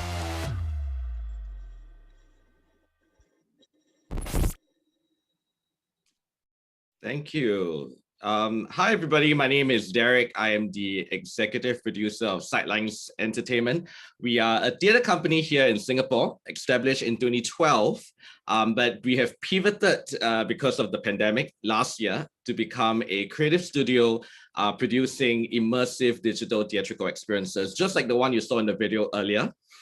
Before we begin our sharing, I just really want to say that we're really excited to be here and really want to thank the organizers for having us all the way. We're from Singapore, the other side of the world, and to join all of you here on this virtual global world stage. So, talk about technology. We are, we can all connected here. So before we begin our sharing, I'd just like to introduce our team and our speakers. We have my creative director of Sidelines Entertainment, as well as a award-winning playwright and director here in Singapore, Chien, and he will be talking about how he has evolved in the last 1 year to incorporate tech into his craft and art making. And also today, we also have with us the managing director of our tech startup partner Actuality, Mr. Warren Woon. And he's going to come and share a little bit on the technological point of view on how they have been working with us and their experience working in the art sector. And finally, I will be wrapping up and sharing with you our upcoming production, The Curious Case of the Missing Peranakan Treasure, and how we have used art and tech and marry them together to form a unique experience. So without further ado, I would like to now hand over the time to my creative director, Chien, to share his story.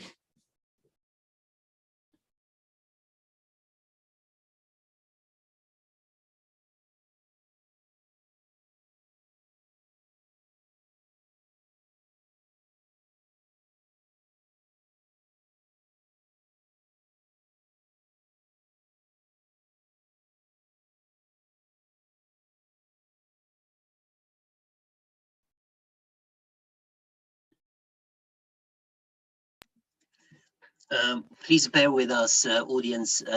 We are just preparing the next connection, so hopefully we'll be with you in a few seconds.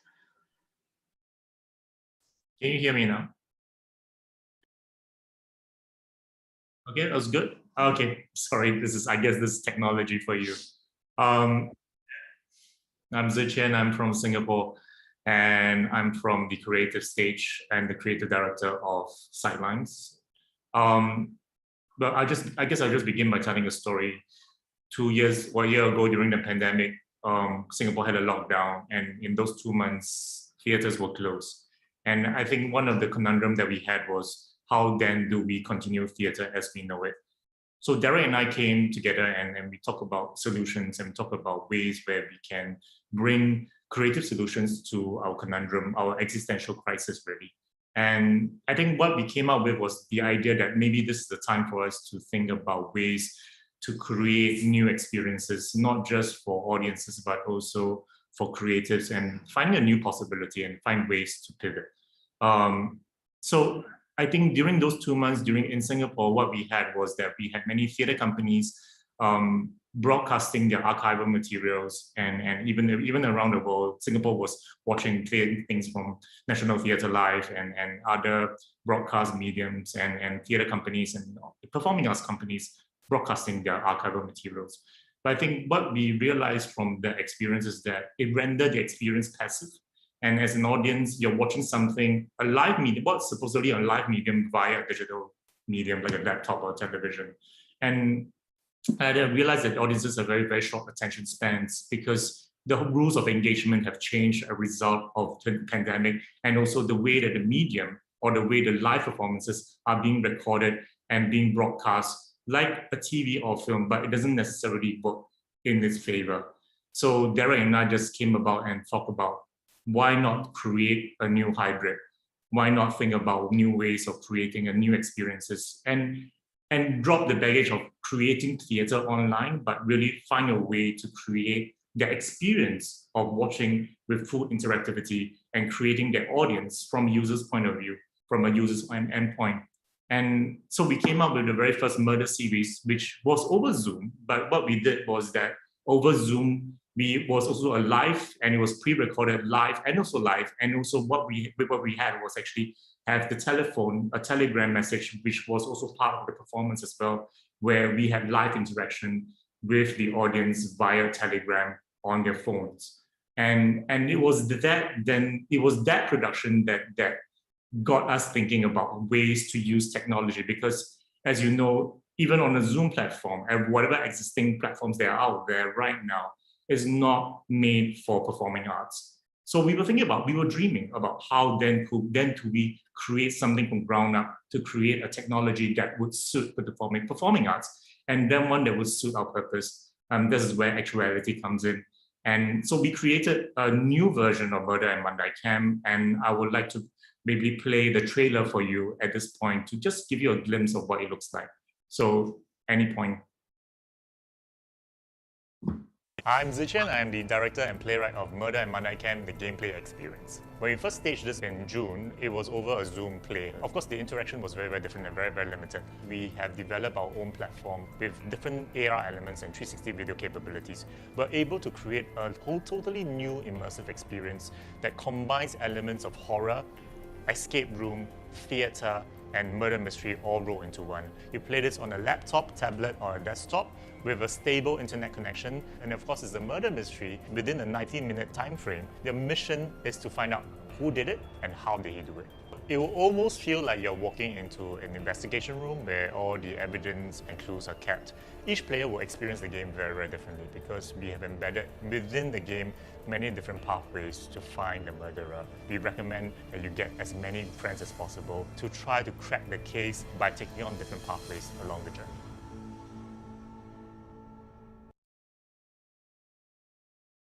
And thank you for the video. As you can see, that was the trailer for the Murder and Mandai Camp series, which was broadcast staged last year.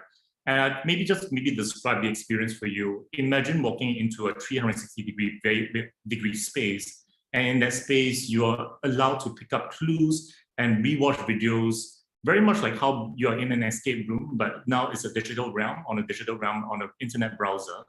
And along the way, you are able to play back certain videos and being able to interact with the videos and also the clues that you can find in the space. So it's really a 360 environment, and you can jump to many, many different rooms, like a site-specific production.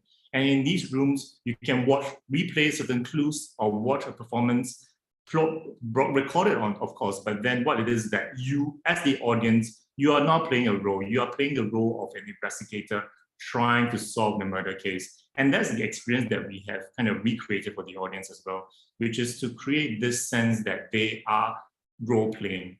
I think that is what we are trying to do in the future stage, which is that we give the audience the opportunity to interact with whatever that we're giving them, and also to increase the interactivity in such a way that they are part of the experience and not apart from the experience.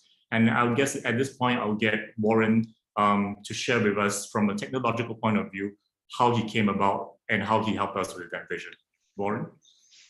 Thanks, Chien. Yeah, so it was a very interesting journey over a year ago, and we were actually also in the physical events industry, providing the technology for that segment. So we were pivoting and fast forwarding a lot of the technology forward to 2020, and one of which was the VR immersive experience. And after a few months of talking to potential partners, Sightlines was the one group that immediately was able to share a lot of similar thoughts with us. So in creating this technology, a lot of it in terms of the hardware is out there and perhaps the software, but while in working with the performing arts is a little bit different, because performing arts tend to be in more of the traditional realm. So a lot of the tech knowledge wasn't there. So it was a matter of understanding what their creative needs are and then matching the necessary tech. Some of the things that we were doing were not out in the market yet, so they required some engineering. For example, the gameplay that was developed as part of this collaboration. You are as if in an environment just like Momchil had mentioned earlier, as if you are in the murder scene, for example, collecting clues. So you're almost like in the play, but not really. And at the same time, you're collecting various clues in your clue bag, your evidence bag. So these are elements perhaps in an actual gaming environment, but you're not in that gaming environment. You're in a more realistic environment, be it in a room or in a moving surrounding. So there are various elements that come in that we needed to address. So for example, how to get various groups interacting. So some of the things that we were pleasantly surprised out of this was that people were actually creating separate WhatsApp groups to play the game together. So there was a bit of worry about how, you know, virtual events and virtual experiences can sort of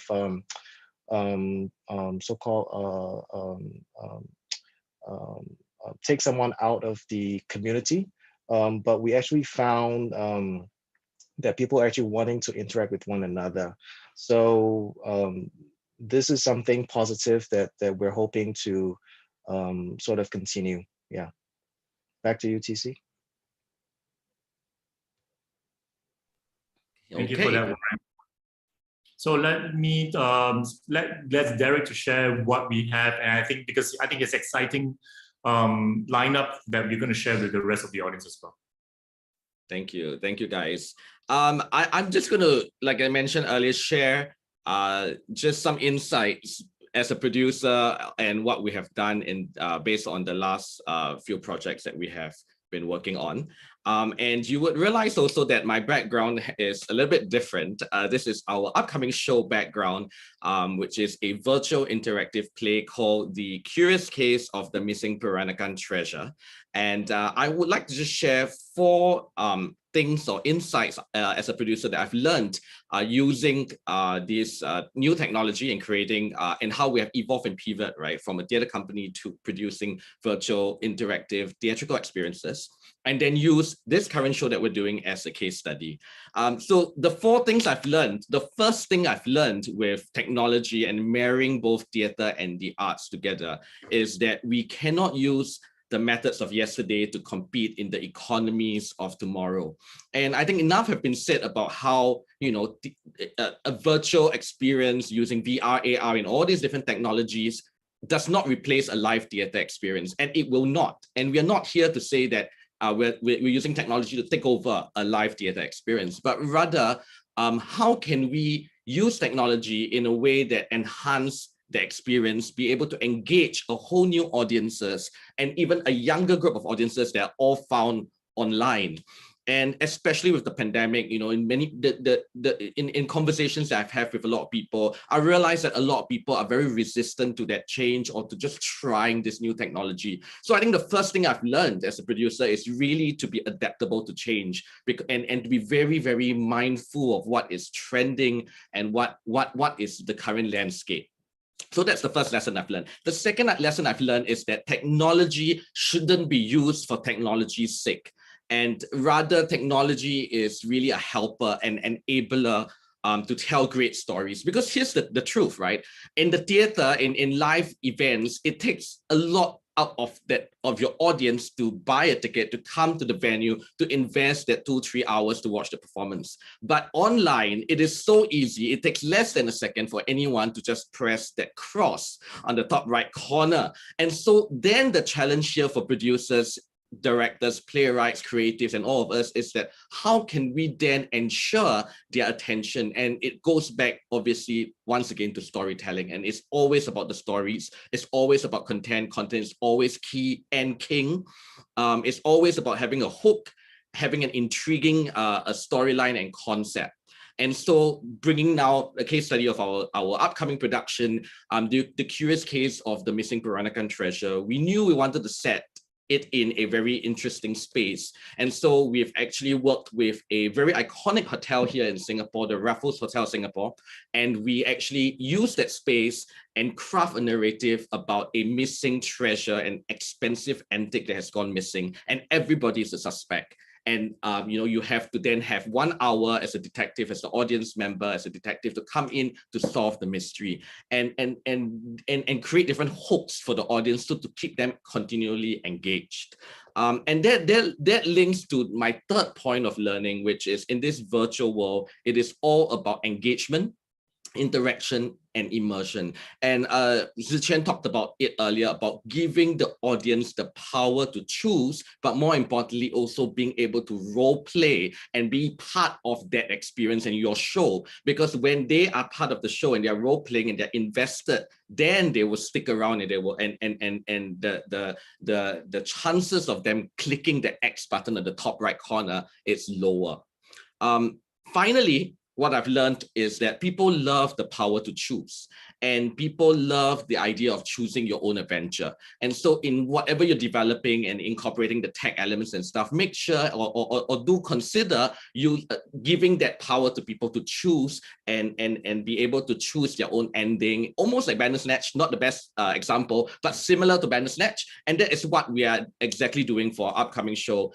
You enter the experience, you're given a map of the hotel, and you get to choose anywhere in these locations that you want to go in the hotel, and you can follow that characters and the scene will unfold. And in that sense, you're able to choose your own adventure, choose your own narrative, and decide how the story unfolds. And every audience interacting with it will have a different narrative or journey. And with that, we found that really got people really excited. People really get really engaged with it, and they really want, kind of like to determine their experience based on their terms. So that is what technology has actually given or opened doors for us as a creative theater company, and now as a creative studio, to be able to put something like that together. And so with that, we've actually come to the end of our presentation, but let me just share how you can find out more of, if you're interested to find out about our show, you would see it's here, the link, thefuturestage.com. Because we are going virtual now, it is on demand. It's anytime, anywhere. We're launching on 1st of April to the 30th of June. You can access it anytime worldwide, 24 hours, 7 days a week. So if you're interested, do check out our website. We'd love to have you join us for the experience. Thank you. Thanks very much, Derrick and TC. Excellent presentation. And I'd like to ask the audience to not be shy and send us questions on all the channels that were presented earlier. You can send questions at the end of the talk, but also during the talk. We need your input to make the session excited at the end. And I think we're going to go, I suggest we're going to go straight into the second presentation. And then we have time to engage with our speakers and ask them your questions. Now, the second presentation is given by Anna West and David Callanan, who are talking about how they took a theater piece from stage to VR. They are member and founders of I Don't Love You Anymore, digital art and performance company, which centers around the partnership of two artists themselves. They've built among their portfolio of outputs, they've built a tower of luminescent pixels, designed animations to dance across buildings, created software to live stream content to audiences' phones, and even performed with a live fly with live reactive animation. So a very interesting portfolio of artwork. They have been finalists for the Oxford Samuel Beckett Theatre Trust Award. They are recipients of the New Creatives North Commission and winners of the BFI London Film Festival's Best XR Immersive Art Award in 2020. And their work is exhibited nationally and internationally, including this year at the Sundance Film Festival. In their talk, they will take you through the process of taking a piece theater piece made in 2016 and recreating it as an animated VR experience at the height of the pandemic and watched by thousands. Their film, To Miss the Ending, was premiered at the BFI London Film Festival and won the award I just mentioned for Best XR Immersive Art. Thank you very much for being here, Anna and David, and over to you. Hi. Hello. I'm Anna, this is David. We're the artistic directors of I Don't Know You Anymore. We make digital art and performance. Yeah, and most recently we made, as was just introduced, a VR film called To Miss the Ending, which was based on a theatre production, which we made with another group called Theatre 42 about 6 years ago. Just so you've got some context, we're now going to show you a trailer of To Miss the Ending, which is the VR film.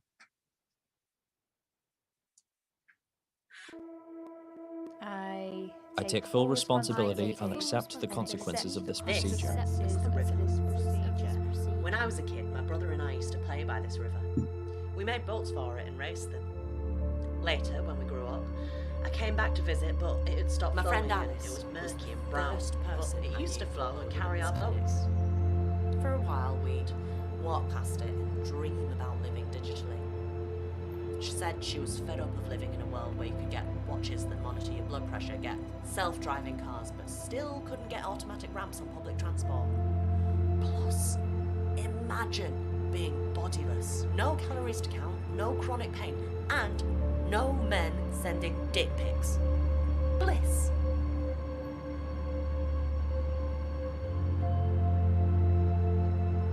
I sat underneath this tree on the day of my girlfriend's funeral.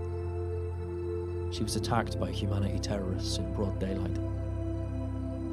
I sat underneath this tree and carved a name on it. When the system fails, every tree has her name on it. The tree that I climbed with my dad when I was 7 has her name on it. The trees that lined the motorway on my way to work have her name on them.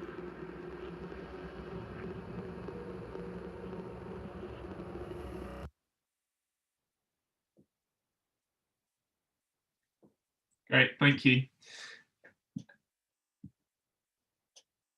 So we've only got 20 minutes to talk to you about the process of taking a theatre piece and reimagining it for VR. So rather than delve deep down into all the how-tos, we're just going to give you an overview and an insight into some of the first questions we bumped into.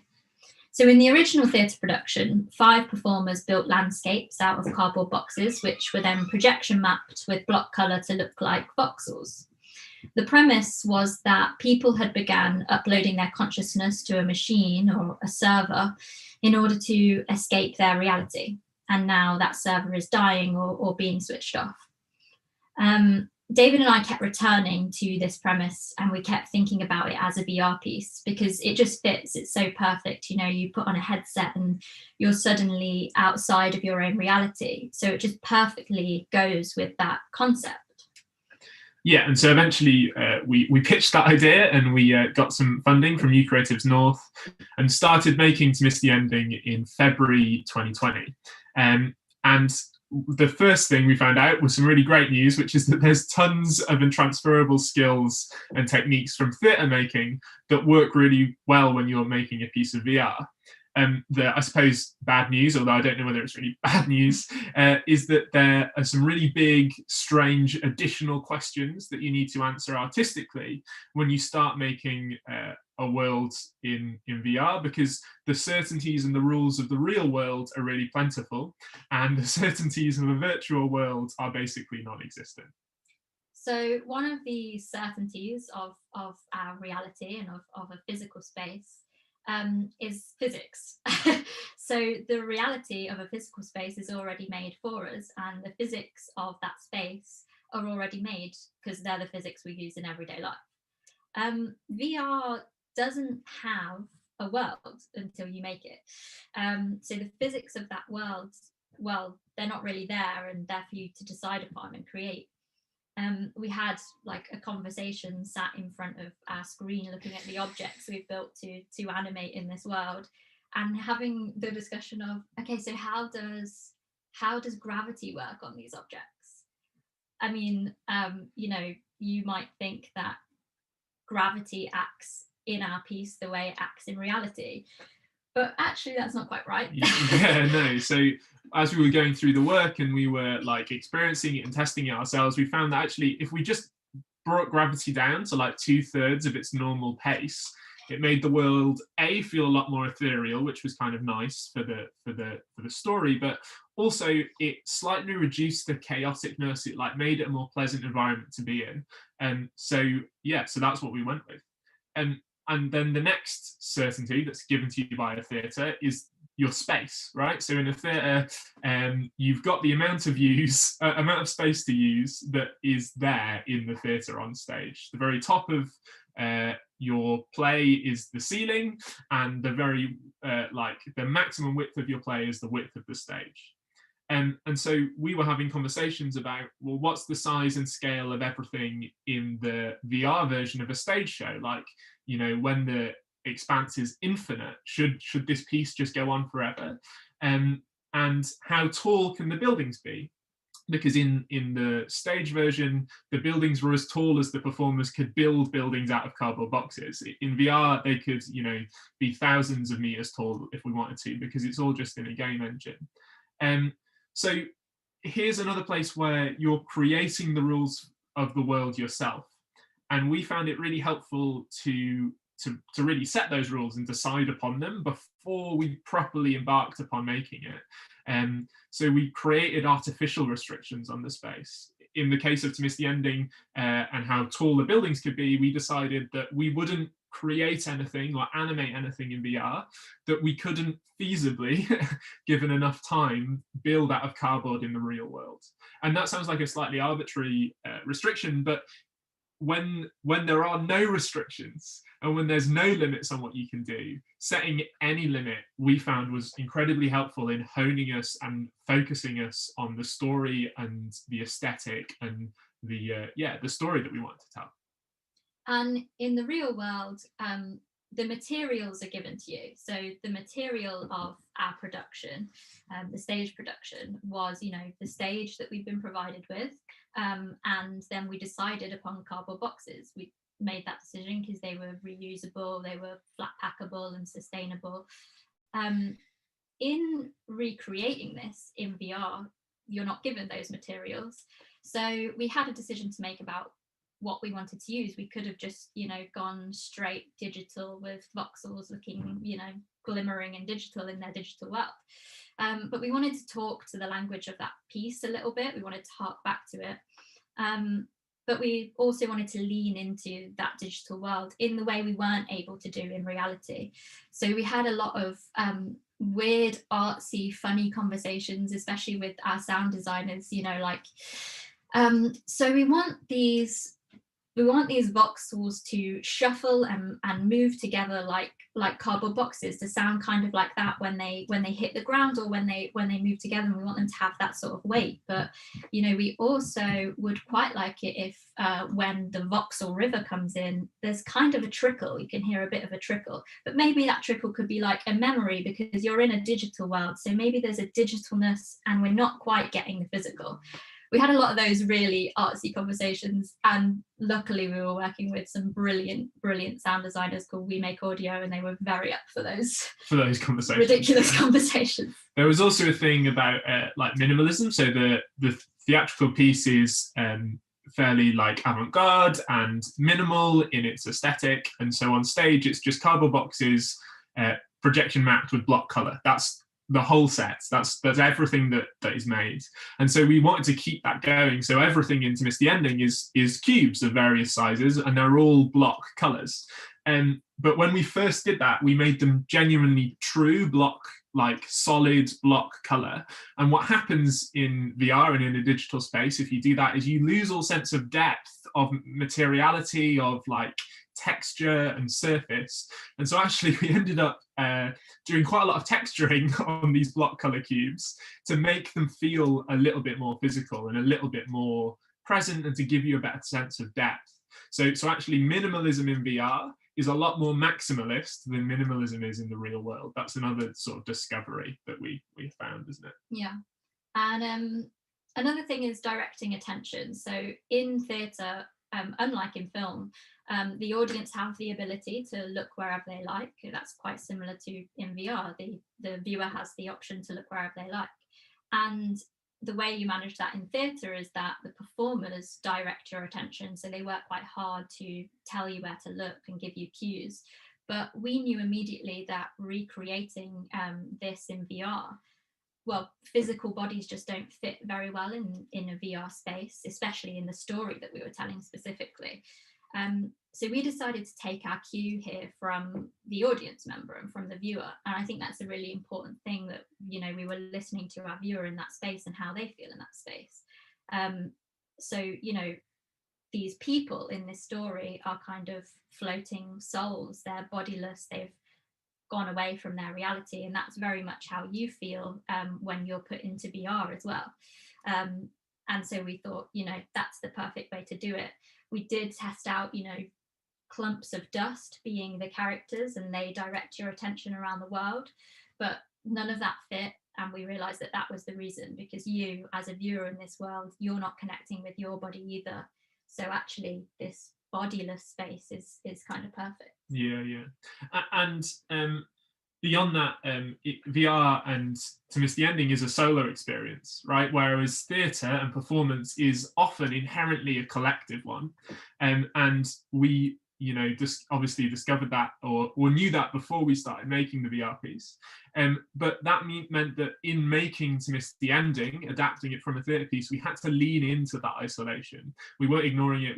We were trying to make you aware of your isolation, aware of your sort of loneliness, and tie that to the narrative that we were telling, tie that to this idea of uploading your memories and your brain into a computer, and then everything disappearing and eroding, and you losing all your memories, losing all your connections, and feeling quite alone and quite isolated.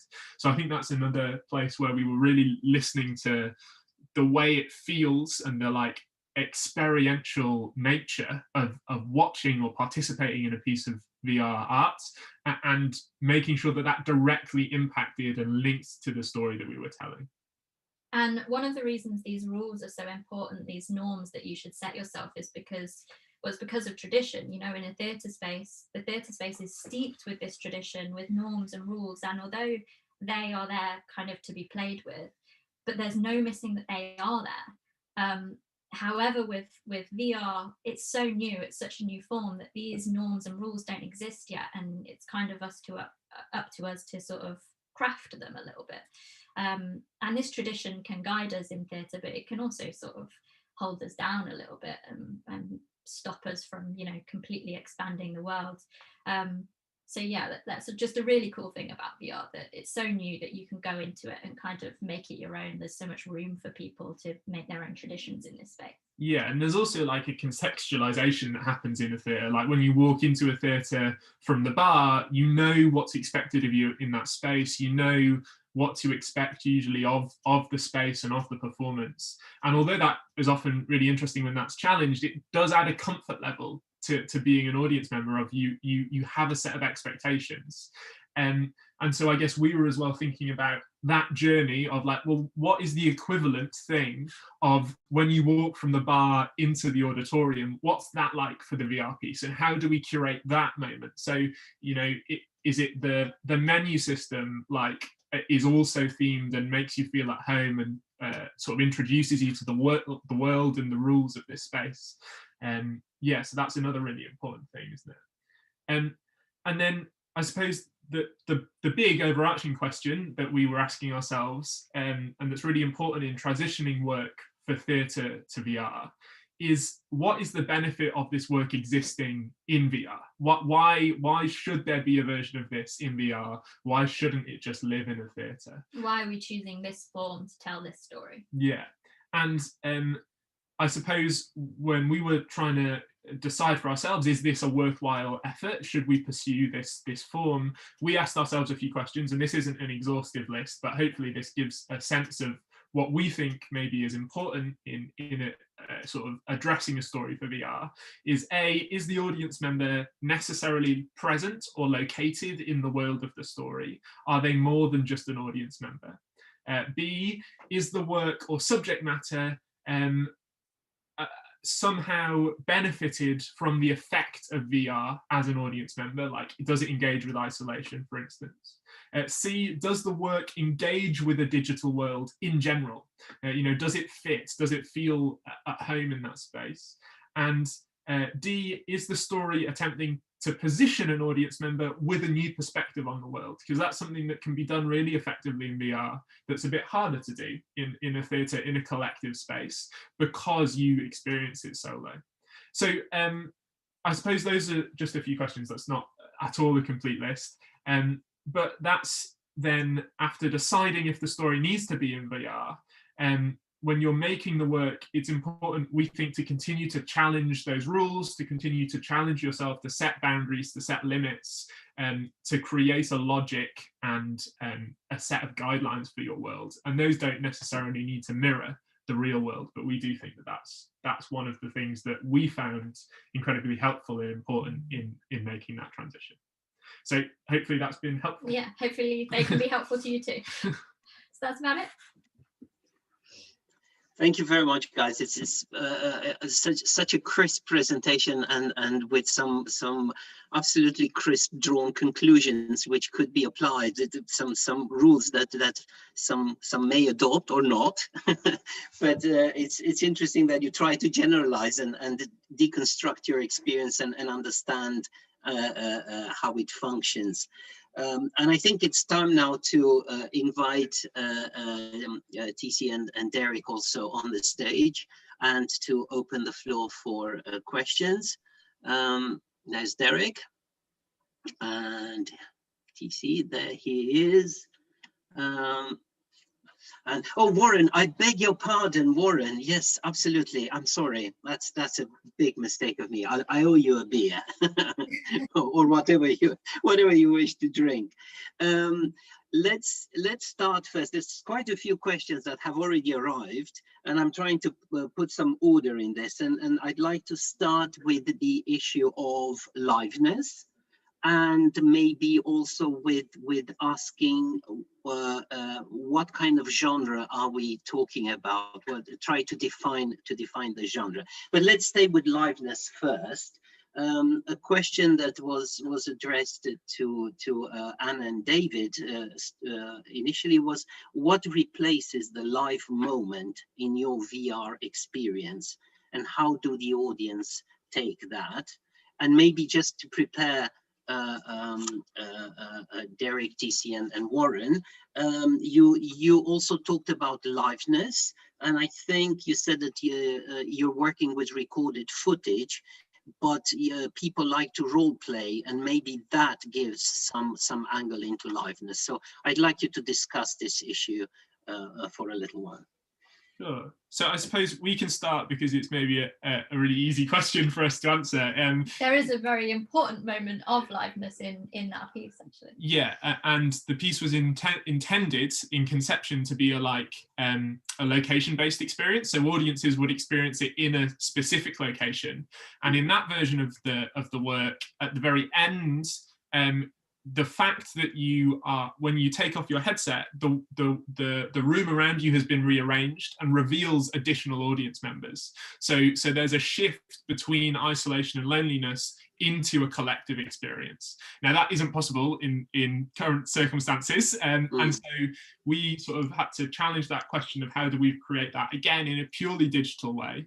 And so in To Miss the Ending, as it currently exists, there's kind of two things that do that. One is that as you enter the work, you agree to share your name, and your name is then embedded into the world at certain points in the piece. So you leave behind a sense of yourself. So it's like people can feel your existence as they go through the piece, and people kind of twig like, oh, that's other people have done that, so I am also in this experience for other people. And then specifically right at the very end of the work, I don't know if you want to explain. Right at the very end of the work, you're left with this kind of sea of memories. And at first it seems like they are memories that we have chosen, and that is true to an extent. But then immediately after that, you're invited to submit a memory of your own. And so again, there's a moment of realization that this sea of memories actually is a collective set of memories from everyone who has experienced the work before you. So we're kind of trying to engage with connecting people and having those kind of moments of connection without actually needing people to be. And it engages with the subject matter as well. You know, like they're storing this place is storing these memories, so you're also generating memories in this space stored for you. That's brilliant, and I like what you say about staged elements of the experience, and then but also allowing some little snippets of input from the audience, and then creating a larger feeling of liveness and immersion. I think that's a very nice device that you've employed there. I wonder if that really functions, whether audience experiences could be evaluated, but I leave that just as a thought for now. And maybe moving to Derrick, TC, and Warren, maybe you could address this aspect of liveness in your production. Maybe I'll just start, and then I'll get Derrick and Warren to share maybe later on. I guess at the early days, we talk about the piece and how one engages with the digital realm. We talk about the rules of engagement and how things have changed as a result. The medium has changed, and so the way that we do things and the way that we do theater or theatrical experiences have changed as well. So one of the things that we talk about within the team was, do we insist on creating live performances and presenting a production on a digital realm using live actors in the live. They are live, and this is what we wanted to do. But in the end, we went with the recorded medium because we realized that because the rules of engagement have changed, we could think about how we can make up our own rules when we engage with the audience as well. And in our research and in our development, we realized that we need to increase the stake for the audience when they are watching something. So they are no longer watching something passively. We want them to be a participant.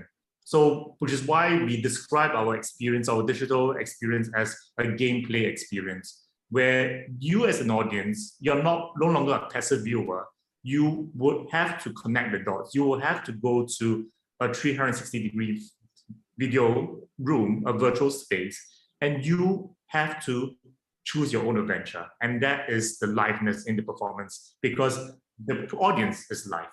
Even though the material may not be live, but then because the material has created this whole mind map of possibilities, there's no one possible pathway to connect the story or to complete the story, which is what we did in our little experiment. Derrick? Yeah, I think also just to add on, we at the same time we didn't want to make it a film, right? Because that's another genre altogether, and there's obviously a lot more people. I mean, there's a whole new industry altogether. So what we did was we made it a very conscious effort to hire theater actors, and in our acting or in the filming, really do a full take. So we're not editing anything. So we roll camera from the start to finish, and it's almost like in theater they actually kind of act, non-stop. There's no start stop, and there's no edits in there. So that in a sense create a little bit of realism, hopefully. Yeah, but also in our gameplay, a lot of times, when we play games, they're always in a 3D animation world. But what we are doing is bringing people into real life locations and with real actors acting. Yes. Okay, that's an interesting device to have a long shot and no cuts to give the. That's an interesting point that you've done there. Warren, anything you'd like to add? I think just to add on to the fact that one, like I mentioned previously, is the liveliness, the live portion of it really stems from the mutual interaction. So the one incidental effect that came out of this was, we got messages from friends that saying they were setting up private WhatsApp group, and they were interacting with one another while they were respectively playing the games. So when you're watching a live performance, most of the time, like in Singapore, you're watching a live performance, you're expected to be do not disturb, right? And a lot of times, if you needed to go to the bathroom, you have to leave the theater. So these are a lot of the limitations of the live events, right? So we don't really experience that in a virtual realm. And a lot of times we find that some of our friends actually came back again and again to watch the performance, or to watch the gameplay in a different way. So perhaps sometimes things they missed while doing it the first time, but as they were going through the content again and again, they were finding out different ways of consuming it. So these are some of the interactivity that we found out, as a result of this the virtual gameplay. Okay, you just gave me a cue for the next question, and I'll stay with you guys, and then I'll go back to Anna. What is the difference between an online theater and a multiplayer game session? An online theater that is kind of a gamified experience, because you have a quest, you have to discover who did it and how they done it. How do you describe this kind of blurred border? Is it a theater experience or is it a game? So we don't know, right? I mean, we're really making up rules as we go along. I mean, it's just 1 year of this whole, weird kind of timing. But I think that's why for us, we've always been telling people it's a virtual interactive theatrical experience, whatever that means. I think it encompasses everything to say that, yes, there are elements of virtual, there's elements of theater, there's elements of obviously interaction and stuff like that. But I think this opens up a lot of possibilities, because in the first production that we did, which is Murder at Mandai Camp, it was really purely more of like an escape game meets haunted house, because there's some horror element to it, and meets murder mystery, murder theater. For this particular one that we're showing right now, it's more of an Agatha Christie kind of novel inspired kind of, the whodunit kind of thing, more towards towards theater play in that sense, but it's a virtual and there's interactive elements to it. So all I'm saying is that now that we have the tools to play with, we can create different concepts and use different elements of tech to present the experience. I entirely accept that, and I'm not sure if you guys wanted to add anything. Anna, anything to say from David? I mean, those lines are just becoming so blurred, aren't they? I think that's what's really exciting about these merging of forms. And I don't know about you, but in the UK, it's kind of taken the theatre industry a while to warm to tech, and also, maybe it's like a lot of artistic industries have found this, but I think game is still a weird bit of dirty word almost, like. Yeah. And I don't think that, the boundary is particularly helpful all the time, because if you think about immersive theatre experiences like Punch Drunk Make, like The Drowned Man or Sleep No More, like, are they a game or are they theatre? Because you're sort of playing a game, it's just you're there in real life. And the same thing with, like the line between live art and theatre. Like, I wonder if these distinctions maybe stop interesting collaborations from happening. I can't agree more with what you're saying, and then with Derrick's suggestion, let's just make exciting experiences, forget about labels, the audiences will want them, and then we'll analyze them when we have enough, and we'll find the right taxonomies. So yes, I think I like that a lot. Now I'd like to move on to the issue of being creative using a new medium, AR and VR, and one of the questions we got was, what are the limitations which restrict creativeness in VR today? Is it mainly the technology or anything else? And I'd like to start with you, Anna and David, because you've already told us how by restricting a bit the affordances of the medium, you are able to be more creative. So how can you address this question? So I think artistically, we do think restrictions are interesting and provoke more interesting art. I think there are definitely restrictions in making VR that you don't get in making theatre, which make it harder. So for me, I think the biggest one is like flexibility and time, right? So in a theatre production, you can get to like a week before the show starts and you can kind of decide this is wrong and throw it all away and start again and just power your way through to like having something at the end of that week. But when you're making VR, at least for us, like it's a 3-month endeavor to just get to something that you can show to someone. So you really embed yourself into this is what we're doing. Yeah. And that's why I think we thought the process of making decisions right at the start was so important to us, because it made that thing not happen. of us yes. So this is wrong. I can completely relate to that. I mean, guys, we are 1 week away from our opening of this show, and we Warren's other partner, our other tech partner, Creative Technologies, is working day and night to put everything together because, like in theater, when we say let's change the lighting cue, all right, let's execute it, and let's change the costume and whatsoever, which is bump in and everything else, which is so easier than really trying to deal with tech, because I think right now there is obviously film component that we have to deal with, and then we were working with say animators and all that kind of editors, and then taking it to our creative technologists to really build the entire show and stuff. So I think those are the challenges, and I really can relate to you guys because that's what we're going through right now. But back to the question.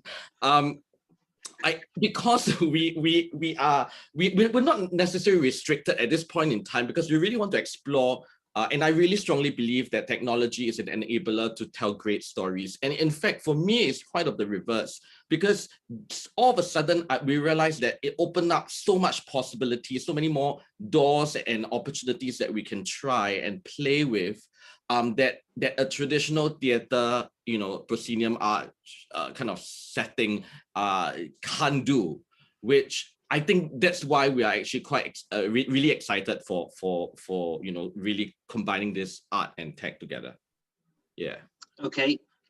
If Warren or TC want to interject, but only one, such that we keep a bit of balance in between companies. TC has to run off because he has another prior engagement, so he apologized. Right. Okay. Yeah, Warren, do. Warren, if you wish to add anything, because you kind of represent the technology end and your experience working with the. I mean, a lot of it. A lot of it, Derrick and TC already pretty know very well and also expressed already. I think for us at the end of the day, working with performing arts is rather new. We previously, the closest to performing arts was really like music concerts, music engagements. But working with TC and Derrick opened up a lot of questions, and we were trying to answer a lot of them. But I think at the end of the day, technology has to be an enabler. It shouldn't be a hindrance. So we're always trying to find easy ways for our work to be consumed. So a lot of times we're dealing with demographics that who are older and may not necessarily be very apt at wearing VR goggles and going into an immersive environment. And a lot of times they complain it makes them sick. So we want to make sure it can be consumed as simply as just picking up the mobile phone, the mobile device, and experiencing content that way. I think as long as we can make it easily accessible by all age groups, I think we've done a fairly decent job. Yes, thank you. Maybe a few more directed questions to the actual productions that you've shown, and maybe we could plow through them quicker in the interest of time. I'll start with Anna and David. When in a real space, how many audience members could participate at the same event? So we staged it initially with 6 audience members, and that was when it was going to be a location-based experience. They're sort of in their own private booths, and then those booths are dismantled while they're in their headset, and what is revealed is a completely different space. Yes. I mean, that was more, space and tech allowing. Like, we actually have a lot of dreams of, doing it in a space with 20 or 50 people, but it's all about what the tech can afford. What resources are available. Okay, thank you.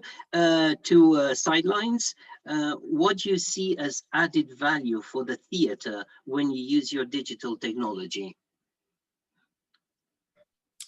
Oh, that's a very big question. I think obviously for now, there is a lot of restrictions with regulations in Singapore and worldwide, right, in terms of the limited number of people coming to the theater. So, I think right now the tech offers like I said, a whole new opportunity for us to create theater. But I think moving forward, we really wanted to use, we're moving into this whole hybrid model of an on-site and online model, where people get to then interact with a space and then use technology to bridge that, the past and the present, or the past and the future, the past and the future. So I think it's playing with those eras and timelines and different realms that is now possible with technology, and that's something we want to investigate when regulations are a bit more lax. Super. Going back to I Don't Love You Anymore. By the way, I want to have the final question on you. Why the name? But don't answer that yet. One of the audience members is really excited about Not to Miss the Ending, which she saw at Sundance, and is asking whether you would be aiming or interested of adding interactivity to it. I think there already is some element of interactivity, but whether you want to develop that. Yeah. So we made the whole thing we made in about 6.5 months, and so we didn't add we thought about making the whole world touchable and liftable and movable, and basically we honed ourselves down to let's make a non-interactive world really well, rather than try to overreach and miss. So that's why you can't pick up any of the cubes and do things like that. I think we're now, pretty happy with the work the way it is, and I think we're excited to move on and make a new project and work on new things. And I think the next thing we are going to make will be really interactive. I think that's something that we really want to investigate and really want to go sort of all in on. But yeah, I suppose To Miss the Ending was a stepping stone for us towards a more fully interactive. And I do think that sometimes you can slightly rush into interactivity, actually. In terms of in VR as well, because it's a possibility and it's a new possibility. It's very exciting, and sometimes we spoke to a few people as they were watching it, after they watched it, and actually people do like to sit back and let a world completely consume them. That can be quite enjoyable. So I think we wanted to just let that world do that. Yeah. Yes, thank you. That's a lovely answer, and obviously many times less is more, and you've proven it here. Back to Sidelines, you filmed your entire building as a virtual space 360, and you also have camera on stage. How do actors and spectators react to this? We tell all our actors that they should continue performing like how they would be acting in a theater show. So they will not need to worry about the camera or favor the camera and stuff like that. The camera will move to favor them because the camera is playing the audience member, so to speak. So we never had an issue with or never told our actors once to worry about the camera. So thereby retaining the whole theatrical element of acting.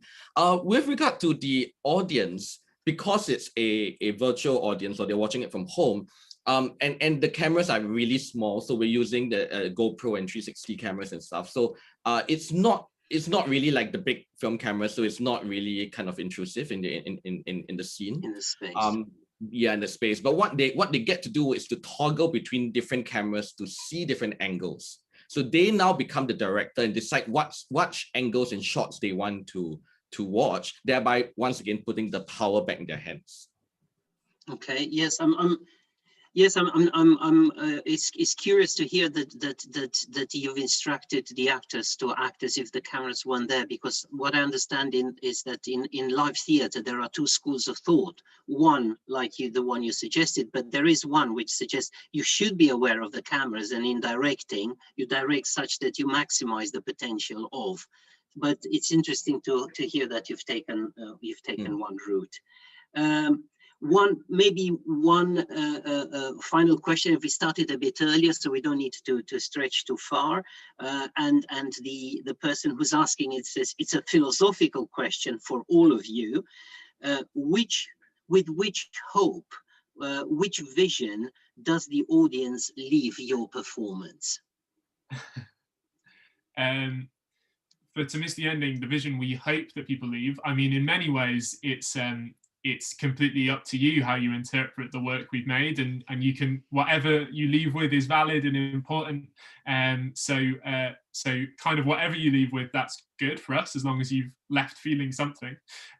But I suppose the intention of the piece is that you leave with a newfound and newly discovered excitement for the real world and for physical interactions and connections, and that you've got a reinvigoration of like physical embodied experience. And the little things that make up a real human life. Yeah. Very beautifully said. Derrick? I think for us, the truth is we are a very young nation in Singapore, and the arts and culture is still growing here. So our main vision actually for Sightlines, and even with Warren in actuality, is really to engage our audience and really reach out to new audiences that would never ever step into the theatre, just because it's really not the culture here in Singapore. To really reach out to them and be that bridge. And at some point, hopefully bring them to the theatre. And that's, I think, purely our vision and mission for us here. Thank you. And Warren?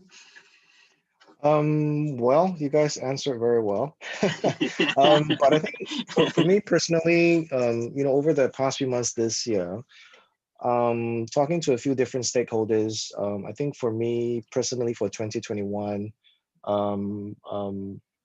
I would like to do something that can help preserve some of our heritage, our culture. Maybe not related to performing arts, but more so in terms of our museums, our archival, our heritage, things that that were previously not so conducive to the younger population. Maybe we can make it more exciting now for them to come enjoy. So things like that. Okay. Well, again, thank you ever so much. It's been inspiring. We had a lot to learn from two very successful productions. I think that's the way to push it forward rather than just wandering and pondering. Do things, make them attractive, and that would generate more creative thought and more interest. So thank you very much for everything. And in line with the last question, let's hope that we've inspired audiences with your interventions, and that new, possibly better pieces will still come in the future. And now a cue to Johanna. There we will go into meet the speakers rooms, and Johanna, if you wish to come on board and instruct us how to do that. Thank you again very much, and thank you, audience. Thank you all. Thank you, Marian. Yes, now you, the audience, have the chance to meet all these people who've been telling so many interesting things about their productions. So it's quite easy. Stefan will put the things underneath the streams, the links. You can join a Zoom meeting and meet whoever you want to meet. You will find the links as well in the Line Upper app. We probably send it to you as an email, like to most of you, and you find it underneath the stream as well.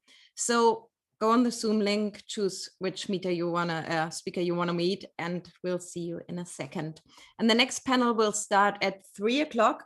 It will be really practical with 7 pitches of different immersive technologies. So if you don't meet the speaker, tune in later on at 3 o'clock. Thank you very much.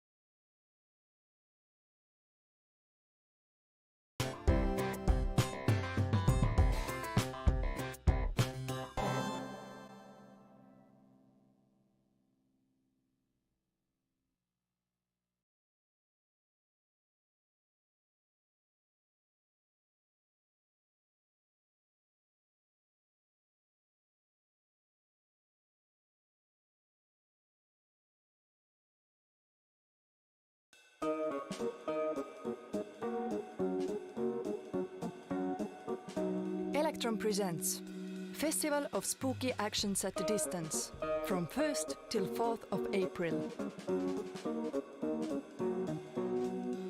See more electron.art.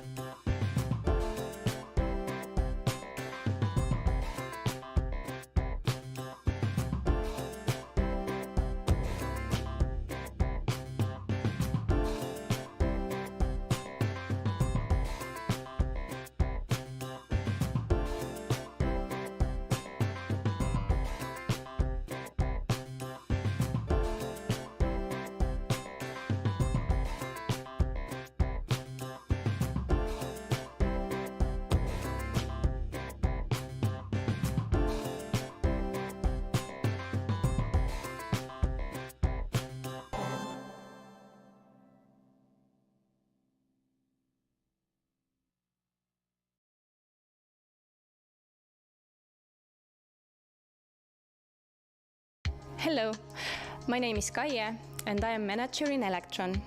Electron is a performing arts platform uniting arts, sciences and new technologies. During Garage 48 Hackathon for the Future, my team has created an unprecedented experience, Electron Live Lobby, to solve the problem of online entertainment loneliness. With an estimated 1.2 million jobs in Europe, the performing arts sector is the largest employer among the cultural industries. 200 million people in EU are going to see live shows at least once a year. During the pandemic, the ticket sale for performing arts dropped 75%. That market is not revived by just showing Facebook Lives. Current online platforms have failed to provide the social experience that live arts depend on. Electron Live Lobby is an online space mimicking real-world social gatherings. Each viewer who enters the page is assigned a bubble. If the webcam is on, the bubble has live video of the viewer. You can type your text above the bubble to chat with others. Conversations are not saved, they have no history, just like in real life. You can move around, and if you see your friends talking, you could move closer and talk to each other as a group. When the performance starts, the lobby will automatically direct you to the show. In April 2020, we created a unique two-way streaming platform, Electron Live, and since then, we have been showing 56 international performances to approximately 11,000 viewers, some even from communist China. At Electron, we are continuously inventing new mediums for live arts and performances. Electron Live Lobby is a social space, public yet intimate enough, just like the real theatre lobbies and venues around the world. Welcome to Electron Live Lobby.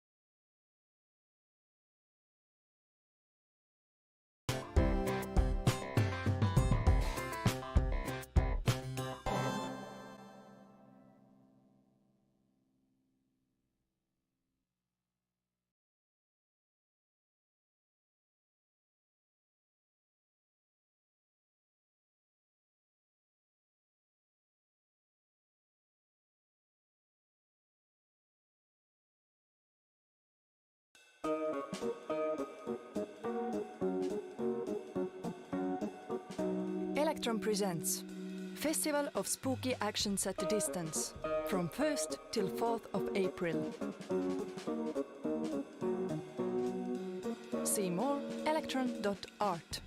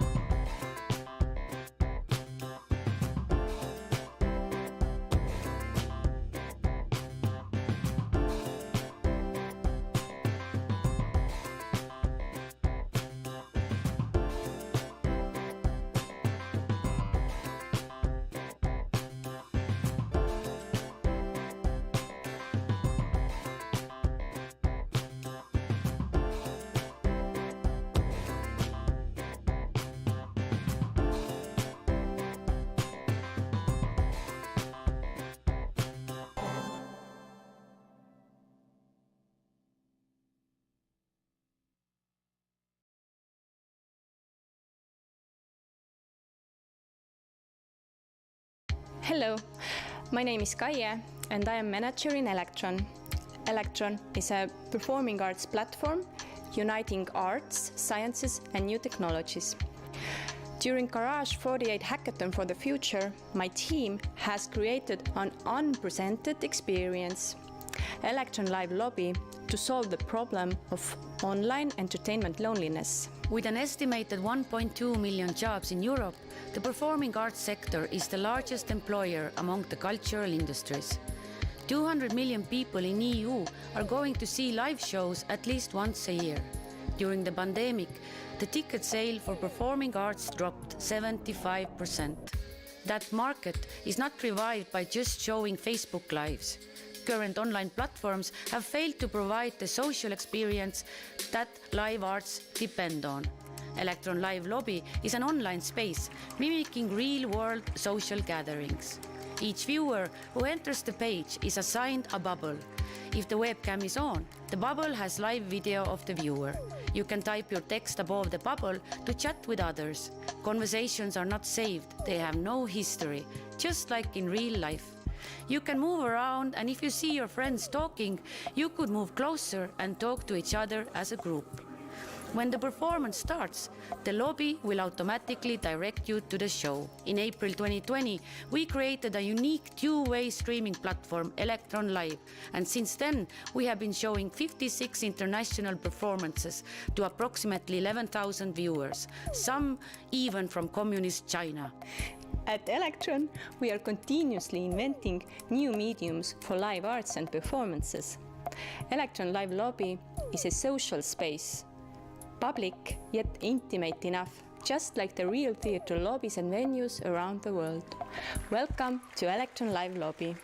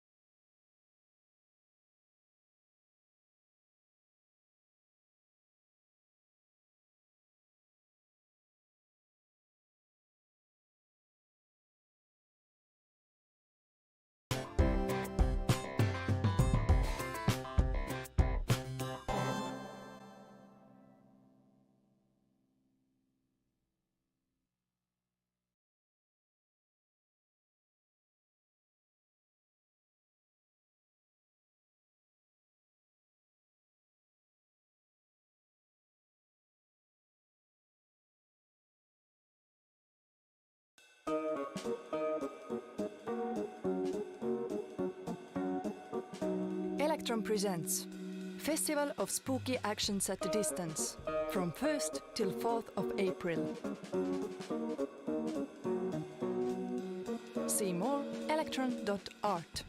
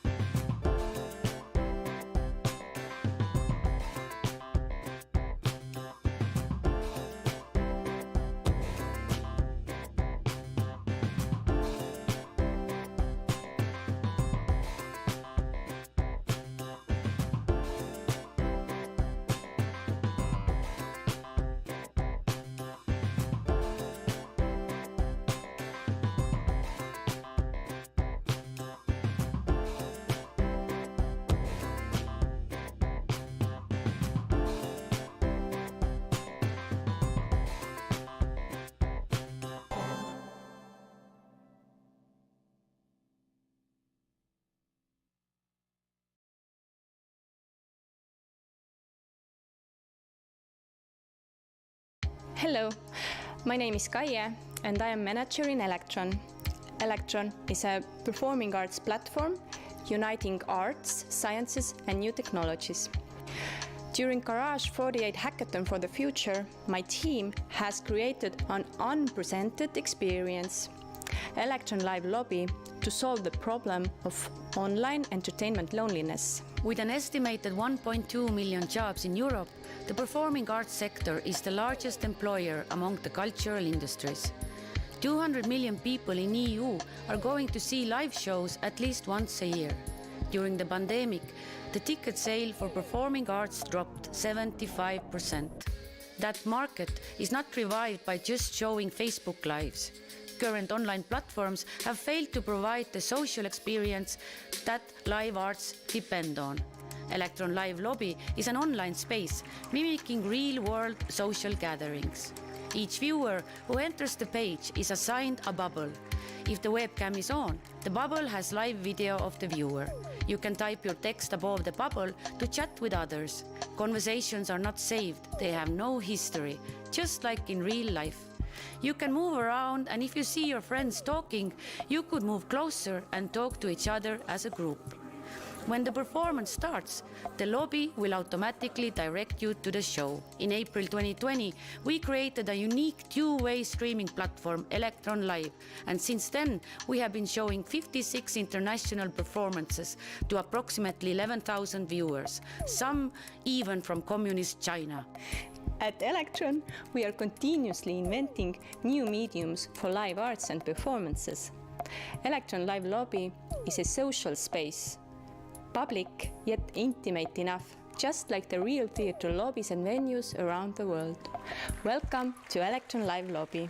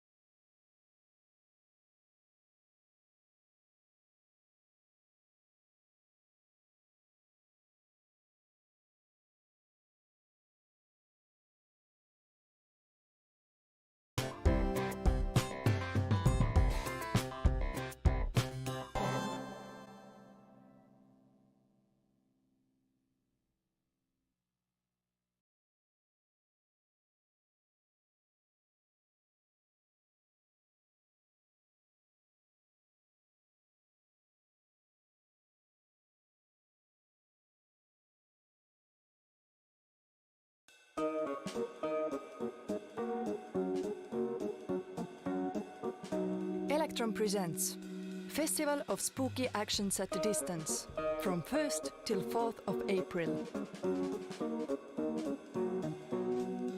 See more electron.art.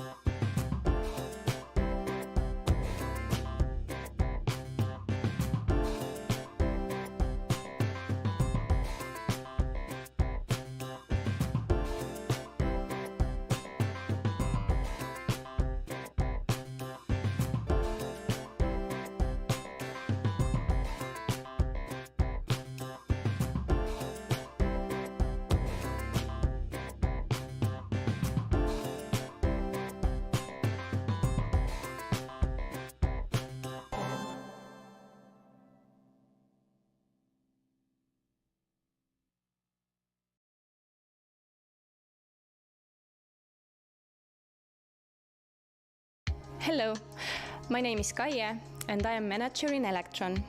Electron is a performing arts platform uniting arts, sciences and new technologies.